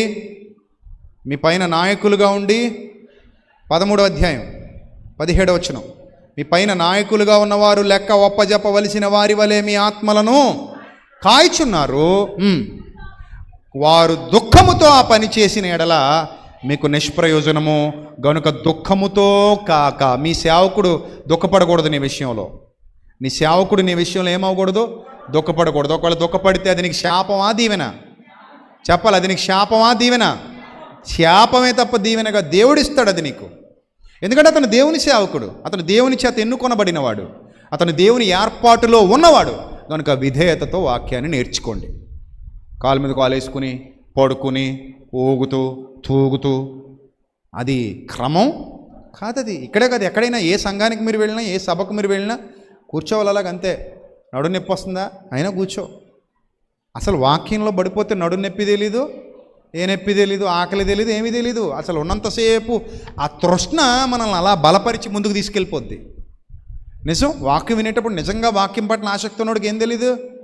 టైం తెలీదు. సినిమా పట్ల ఆసక్తి ఉన్నోడికి ఆకలి ఎత్తదేటి? ఆ సినిమాయే ప్రపంచం. ఇంకా 2 గంటలన్నర మాయలో అలా ఉండిపోయి కొట్టుకుపోతాడు. అది అతనికి మేలు చేయకపోయినా కూడా అక్కడే ఉండిపోతాడు. ఇంకా ఈ మధ్య ఓటీటీలు గీటీటీలు వచ్చేసి ఇంట్లో పడి చూస్తున్నారు. పూర్వం అయితే ఎక్కడ పోయేవారు? థియేటర్లకు పోయేవారు. అది బొమ్మ ఎప్పుడో ప్రింటు తెల్లవారుజామున వచ్చేది. ఇంకా అప్పటి వరకు తెల్లవారేంత వరకు అలా పడిగాపులు కాసుకుంటూ కూర్చోవడమే థియేటర్ల దగ్గర. ప్రింట్ ఎప్పుడు వస్తుందండి? లారీ బయలుదేరిందట, వస్తుందట. షో ఎన్ని గంటలకు వేస్తారండి? ఏమో మరి, ఇంకో గంటలో పడద్దేమో అనుకుంటున్నాం మేము. ఏమంటే బెనిఫిట్ షో పడిపోద్దండి, టికెట్లు పట్టుకు కూర్చున్నామండి. బెనిఫిట్ షో టికెట్లు పడుతుందయ్యా, కంగారు పడకండి, బెనిఫిట్ షో పడుతుంది. అది ఎప్పుడు? మేము ఒకసారి అలాగే సంక్రాంతికి 2003లోనో 2004లోనో వెళ్ళాం మండపేట బెనిఫిట్ షోకి. బెనిఫిట్ షో ఎన్ని గంటలకు వేసాడు తెలుసా? మీరు చెప్తే నెంబరు. తెల్లవారుజాము 4 గంటలకు వేసాడు. మేము వెళ్ళింది రాత్రి 10 గంటలకి, 2003లో రాత్రి 10 గంటలకి వెళ్ళి కూర్చుంటే కాసేపు కారు మీద కూర్చొని, కాసేపు కారు లోపల సీట్లో కూర్చొని, కాసేపు కాళ్ళు పైకెత్తుకుని కూర్చొని, మళ్ళీ లోపల మేనేజర్ దగ్గరికి మనిషిని పంపించి వచ్చిందా, సచ్చిందా, ఇంకా లేదా, ఎప్పుడు వస్తుంది, వెయిట్ వెయిట్ వెయిట్ వెయిట్ అంటే ఎంత అయింది వెయిట్? తెల్లవారుజాము 4:30కి, అప్పుడు షో చూసి ఇంటికి వచ్చేసరికి 7, 8. అంత పిచ్చి లోకంలో ఉండగా ఉండేది. మరి ఇంతకంటే ఎక్కువ పిచ్చి ఎక్కడ ఉండాలి చెప్పండి? ఎక్కడ ఉండాలి? దేవుని వాక్యం పట్ల ఉండాలి. అది నిత్య జీవానికి పోయేవాడి లక్షణం. నిత్యనాశనానికి పోయేవాడి లక్షణం అలా ఉండదు, కానీ నిత్య జీవానికి పోయేవాడి లక్షణం ఇలాగే ఉంటుంది. దేవుని వాక్యం పట్ల అంత ఆసక్తి ఉంటుంది. కాబట్టి మీ పైన నాయకులుగా ఉన్నవారు లెక్క చెప్పాలా వద్దా? చెప్పండి, లెక్క చెప్పాలా వద్దా? చెప్పాలి. మీ ఆత్మల విషయంలో నేను లెక్క చెప్పాలి. నేను మీ అందరి విషయమై లెక్క చెప్పాలి. నా ముందు కూర్చోబెట్టేసుకుని వాక్యం చెప్పి పంపించేయడం కాదు. ఇలా పని చేద్దాం, ఆ పని చేద్దాం, ఈ పని చేద్దాం అని పనిలో పెట్టేస్తే అయిపోయిందా అని పంపించేయడం కాదు. మీ అందరి విషయమై నన్ను దేవుడు ఏమడుగుతాడు? లెక్క అడుగుతాడు. నేను కరెక్ట్గా బోధిస్తున్నప్పుడు మీరు కూడా దానికి కరెక్ట్గా విని దాని ప్రకారం ఏం చేయాలి? ప్రవర్తించాలి. మీరేమైనా రాంగ్ రూట్లో వెళ్ళారనుకో ఖచ్చితంగా మీరు శిక్షకు పాత్రులు అవుతారు. జాగ్రత్త. అందుకని మీ పైన నాయకులుగా ఉన్నవారు లెక్క అప్పజెప్పవలసిన వారి వల్లే మీ ఆత్మలను కాయిచున్నారు. దేవుడు రోజు లెక్క అడుగుతాడు, నిన్ను అడుగుతాడు, నన్ను అడుగుతాడు. ఏందిరా సమస్య అని అడుగుతాడు. ఆ రోజు సమాధానం చెప్పగలిగే శక్తి నీ దగ్గర ఉండాలి. అర్థమైందా? మనుషులకైతే ఎన్నైనా చెప్తావు గాలి మాటలు, దేవుడికి చెప్పాలి. మనుషులకి చెప్పే కథలు వేరు, దేవుడికి చెప్పేది వేరు. నాకు అమ్మాసనాడు అట్టట్లేదండి, పొన్నం నాకు బూరెట్టలేదండి అని చెప్తావు మనుషుల దగ్గర. దేవుడి దగ్గర అలా చెప్పగలవా? అమావాస్య రోజు అట్టు నాకు ఎట్టలేదండి, తక్కువ పెట్టారండి, వాళ్ళు ఏమో తేనేసుకు తిన్నారండి, నాకేమో చట్నీ వేసారండి అంటావా? నేను ఎక్కడికో పిలిచానంటే రాలేదండి, నేను ఎక్కడికో రమ్మన్నానండి వెళ్ళలేదండి, నేను ఏదో ఇమ్మన్నానండి ఇవ్వలేదండి, నేను పొమ్మన్నానండి పోలేదండి, నన్ను ఇలాగ అన్నారండి అలాగ అన్నారండి. ఇదా చెత్త మాటలు. మరి ఏం చెప్తావు దేవుని దగ్గర లెక్క? చెప్పి ఏం చెప్తావు దేవుని దగ్గర లెక్క? లెక్క చెప్పాలి. లేదా నాకు కుర్చీ ఇవ్వలేదండి అక్కడ, నేను పెద్దను కదండి, నా మొక్క వేయలేదండి, అలాగ అంటున్నారా లేదా? కొన్ని చోట్ల నాకు పాట ఇవ్వలేదని ఒకడంటాడు. ఏం ఇవ్వలేదట? పాట ఇవ్వలేదా? పేరు రాసి ఇచ్చానండి, అందరికి ఇచ్చారు కానీ నాకు ఇవ్వలేదండి. ఏమో చూసుకోలేదేమో అతను, పాపం గుడ్డోడేమో, కొలిసరి కనపడమేమో. అర్థం చేసుకోవాలి కదా. అవి ఏమండో నాకు పాట ఇస్తారా సత్తారా అంతే. ఇవ్వలేదంటే నాకు ఇంకంతే కోపం వచ్చింది. నేను అలిగా, నాకు కుర్చీ ఇవ్వలేదని ఒకడు, నన్ను సరిగా పొగలేదని ఇంకొకడు, నాకు పొగలేదని ఒకడు. ఇలా ఉంటారు మనుషులు. దేవుని సన్నిధిలో ఇవి పనికిరావు. నేను చెప్పాను కదా, గతంలో ఎవరో ఎంఆర్ఓ గారు వచ్చారట మన చర్చికి. ఇక్కడ కదా, అక్కడ ఉన్నప్పుడు ఎక్కడో కూర్చున్నారట వెనక. నేను చూసుకోలేదు ఆయన్ని. చూసుకోపోయేసరికి ఆయన హట్ అయ్యాడట. హట్ అయ్యి మన కుర్రాళ్ళ దగ్గరికి వచ్చి చెప్పాడట. ఏమనంటే, నేనే చిన్నోడిని కాదు, ఎంఆర్ఓ నేను ఎక్కడికి వెళ్ళినా కానీ నన్ను ముందు పిలిచేసి మైక్ ఇచ్చేస్తారు, అవసరమైతే వాక్యం కూడా ఆపేస్తారు నా కోసం. మీ పాస్టర్ గారు అసలు నన్ను పట్టించుకోలేదు, నాకు మైక్ ఇవ్వలేదు, నేను అలిగా పోతున్నా. నేనేమో వాక్యం అయిపోయిన తర్వాత నాకు చీటీ రాసి మధ్యలో వచ్చింది చీటీ ముక్క, ఎవరో ఎంఆర్ఓ గారు వచ్చారండి అని. చీటీ వస్తే చీటీ తీసి పక్కన పెట్టేసి అలా మెసేజ్ చెప్పేశా. మెసేజ్ అంత అయిపోయిన తర్వాత ఎవరయ్యా చీటీ పట్టుకొచ్చారు కదా, ఆయన ఇలా రమ్మనండి అని పిలిచా. అప్పటికి ఆయన అలిగి వెళ్ళిపోయారట. నేనేటి చేసేది? నేను ఏం చేసేది? ఇప్పుడు నువ్వు ఎంఆర్ఓ అయితే నేను దేవుని వాక్యం పక్కన పెట్టేయాలా? అంటే ఇప్పుడు నేను వాక్యానికి ఎక్కువ విలువ ఇవ్వాలా, ఎంఆర్ఓ గారికి ఎక్కువ విలువ ఇవ్వాలా? అంటే నేనేమంటానంటే, నువ్వు దేవుని సన్నిధికి వచ్చాక దేవుని కుమారుడు అని మరిసిపోయి ఇంకా ఎంఆర్ఓ అని అనుకుంటున్నావు. నువ్వు ఏమనుకుంటున్నావు? నువ్వు దేవుని సన్నిధికి వచ్చాక ఎంఆర్ఓ కాదు, ఎవరివి? దేవుని కుమారుడివి. ఇప్పుడు ఇంటికి వెళ్తావు, మీ అమ్మగారి దగ్గరికి వెళ్ళి అమ్మ ఎంఆర్ఓ వచ్చాడు అంటావా? మరి ఏమంటావు చెప్పు ఇంటికి వెళ్ళాక? నాన్న ఎంఆర్ఓ గారు వెంచేయిచున్నారు, ద్వారములు తెరవండి అంటావా? మరి ఏమంటావు ఇంటికి వెళ్ళాక? అరే పెద్దోడా రారా అంటది అమ్మ. పెద్దోడా ఇటీ రారా, ఇటీ గౌరవం లేదా, ఎంఆర్ఓ గారిని పిలు అంటావా? మరి ఏమంటావు? అమ్మ నిన్ను ఎంఆర్ఓ గారు అందు, ఏమంటది? అరే పెద్దోడా, చిన్నోడా, బుజ్జిబాబు, సంటిబాబు, చినిబాబు, బులిబాబు, బలిబాబు ఇలాగే పిలుస్తారు వాళ్ళు చిన్నప్పటి నుంచి నేను అలాగే పెంచారు కాబట్టి ఆ పిలుపులు అలాగే ఉంటాయి. లేదా కొంతమంది పేరు పెట్టి పిలుస్తుంటారు, బాబు మణిబాబు, బన్నిబాబు అని. ఏం చేస్తుంటారు? పేర్లు పెట్టి పిలిచాను. ఏయ్ నేను ఎంఆర్ఓని కదా, ఐఏఎస్ ఆఫీసర్ని కదా, ఇప్పుడు పేరు పెట్టి పిలుస్తావు పెట్టి నువ్వు అని అనడానికి అవ్వదు అక్కడ. అమ్మ నాన్న దగ్గర నువ్వు ఎంఆర్ఓ కాదు, ఎంపీవి కాదు, ఐఏఎస్ కాదు, ఐపీఎస్ కాదు, ఎంపీవి కాదు, మంత్రివి కాదు, లేకపోతే డబ్బున్నోడివి కాదు, వెండి బంగారాలకు అధిపతివి కాదు, ల్యాండ్ లార్డ్వి కాదు, ఎవడివి కాదు. అమ్మా నాన్న దగ్గర నువ్వు ఎవరివి? కొడుకువి. మరి తల్లి కంటే తండ్రి కంటే గొప్పవాడైన దేవుని సన్నిధికి వచ్చినప్పుడు కూడా నేను అదే చెప్తున్నాను, ఈ పదవి, చదువు, అధికారం, దర్పం అన్నీ కూడా ఆ చెప్పులు విడిచిపెట్టిన చోట విడిచిపెట్టి సన్నిధిలోకి వచ్చి కూర్చో. దేవుడు నిన్ను ఆశీర్వదించునుగాక. ఎక్కడ విడిచిపెట్టి రావాలి? ఆ చెప్పులు విడిచిన చోటే నీ ఉద్యోగం వదిలేయి, నీ ధనాన్ని వదిలేయి, నీ ఐశ్వర్యాన్ని వదిలేయి, నీ అధికారాన్ని వదిలేయి, నీ పదవిని వదిలేయి, నీ చదువును వదిలేయి, నీకున్న సమస్తాన్ని అక్కడ వదిలేయి. చెప్పులు పెట్టిన చోటే వదిలేయి. అందుకే చెప్పులు అక్కడ పెట్టిస్తున్నావు. ఆ చెప్పులు పెట్టిన చోటే నీకున్నవన్నీ వదిలేసి నువ్వు తండ్రి నీ కుమారుడిగా వస్తున్నానయ్యా. యేసుక్రీస్తు కంటే గొప్పోళమా మనం? చెప్పండి. మనకు మాదిరించిపోయిన యేసుక్రీస్తు కంటే గొప్పోళమా? ఏమన్నాడు ఆయన? చెప్పండి, ఏమన్నాడు ఆయన? నా తండ్రి నీ చిత్తమే సిద్ధించునుగాక. నా తండ్రి పనుల మీద ఉండాలని మీరు ఎరుగరా. అంత తగ్గించుకొని తండ్రిని గణపరిచాడు యేసుక్రీస్తు. మరి మనమెంతండి? మన జీవితాలు ఏపాటివి? గనుక మీరు ఎంత తగ్గించబడితే అంత హెచ్చించబడతారు, మీరు ఎంత తగ్గించబడితే అంత దీవించబడతారు, అంత ఆశీర్వదించబడతారు. జాగ్రత్త. దేవుని వాక్యానికి విధేయత చూపించండి. లెక్క అప్పచెప్పాలి కాబట్టి దుఃఖముతో కాక ఆనందముతో సేవ చేయనట్లు సేవకుడి మాట విని ఆ సేవకుడికి ఎలా ఉండమని బైబిల్ చెప్తోంది? చెప్పాలి. ఏమని చెప్తుంది బైబిల్? లోబడమంటుంది. నేను లోబడను అనే ప్రతివాడు దేవునికి లెక్క చెప్పుకుంటాడు ఒకరోజు. అర్థమైందా? సత్య సంబంధి అయితే ఆ సేవకుడికి నువ్వేమవ్వాలి? లోబడాలి. దుర్మార్గపు బోధకుడైతే, దుష్ట బోధకుడైతే నువ్వు లోబడాల్సిన అవసరత లేదు. సాతాను సంబంధి అయితే నువ్వు లోబడాల్సిన అవసరత లేదు. మోసగాడైతే నువ్వు లోబడాల్సిన అవసరత లేదు. కానీ సత్యం ప్రకటించే ప్రతి సేవకుడు నీ ఆత్మల విషయమై లెక్క చెప్పవలసిన వాడే ఉన్నాడు. రేపొద్దున నీ లెక్క అతడే చెప్పాలి. నీ లెక్క ఎవ్వడు చెప్పడు. నిన్ను కాపు కాస్తున్న వాడే చెప్తాడు. అప్పుడు నువ్వు అతనికి లోబడాలి. అప్పుడే నువ్వు ఇంకా విధేయతలో ఎదుగుతావు, అప్పుడే నువ్వు ఇంకా జ్ఞానంలో ఎదుగుతావు. దట్ ఈస్ దాన్ని ఏమంటారు? పాస్టర్స్ అప్రిసియేషన్ డే స్పెషల్ అనమాట అది. అంతే తప్ప మనసులో ఏమీ లేకుండా పాస్టర్స్ డే, అప్రిసియేషన్ డే, ఎవడగ్గాలు దిక్కుమాల డే అది. అంతేనా? ముందు లోపల ఉండాలి. టీచర్ గారికి దండేసి వెనకాల అవుట్ ఎట్టావనుకో, గొప్ప విద్యార్థివా? మెడ మీద దండేసి సీటు కింద ఏమిట్టావు? అవుట్ ఎట్టావా?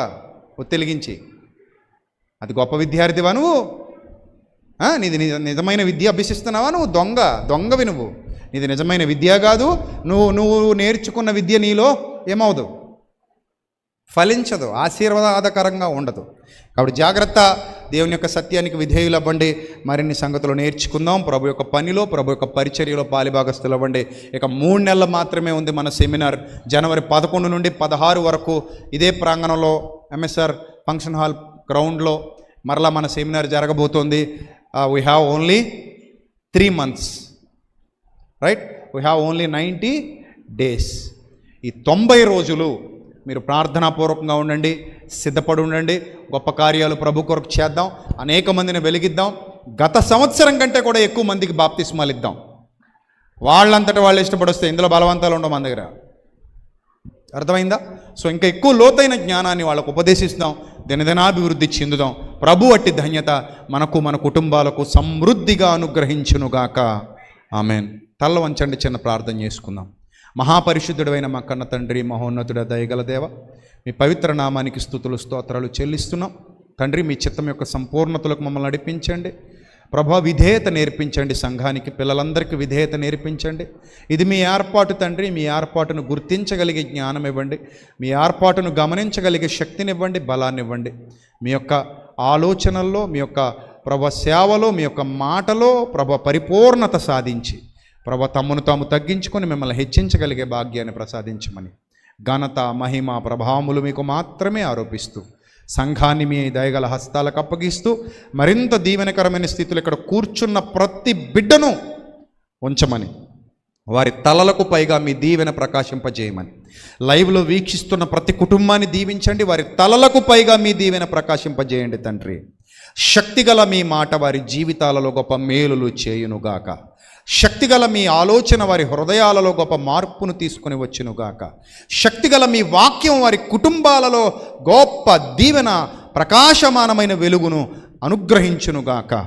ఆమెన్. తండ్రి, మీ యొక్క సమాధానమును ప్రతి వారి మీదికి పంపించమని, మా ద్వారా ఇంకా గొప్ప కార్యాలు జరిగించుకోమని, ఘనత, మహిమ, ప్రభావాలు మీకు మాత్రమే ఆరోపిస్తూ యేసుక్రీస్తు నామల్ని ప్రార్థన మనవులు అడిగి వేడుకొనుచున్నాం మా కన్న తండ్రి. ఆమెన్.